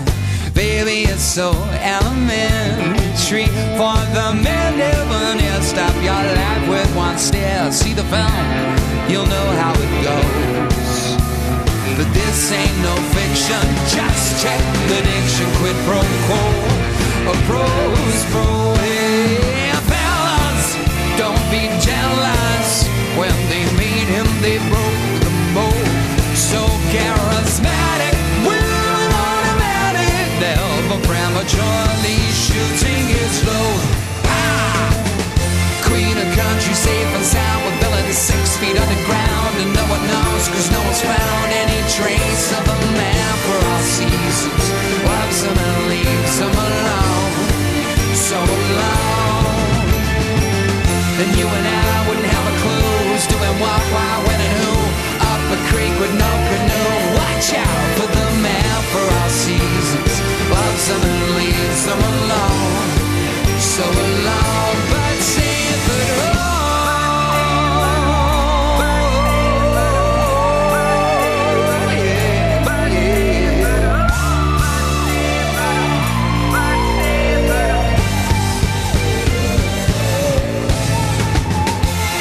Country safe and sound, with villains 6 feet underground, and no one knows, cause no one's found any trace of a man for all seasons. Loves him and leaves him alone, so alone. And you and I wouldn't have a clue who's doing what, why, when, and who. Up a creek with no canoe, watch out.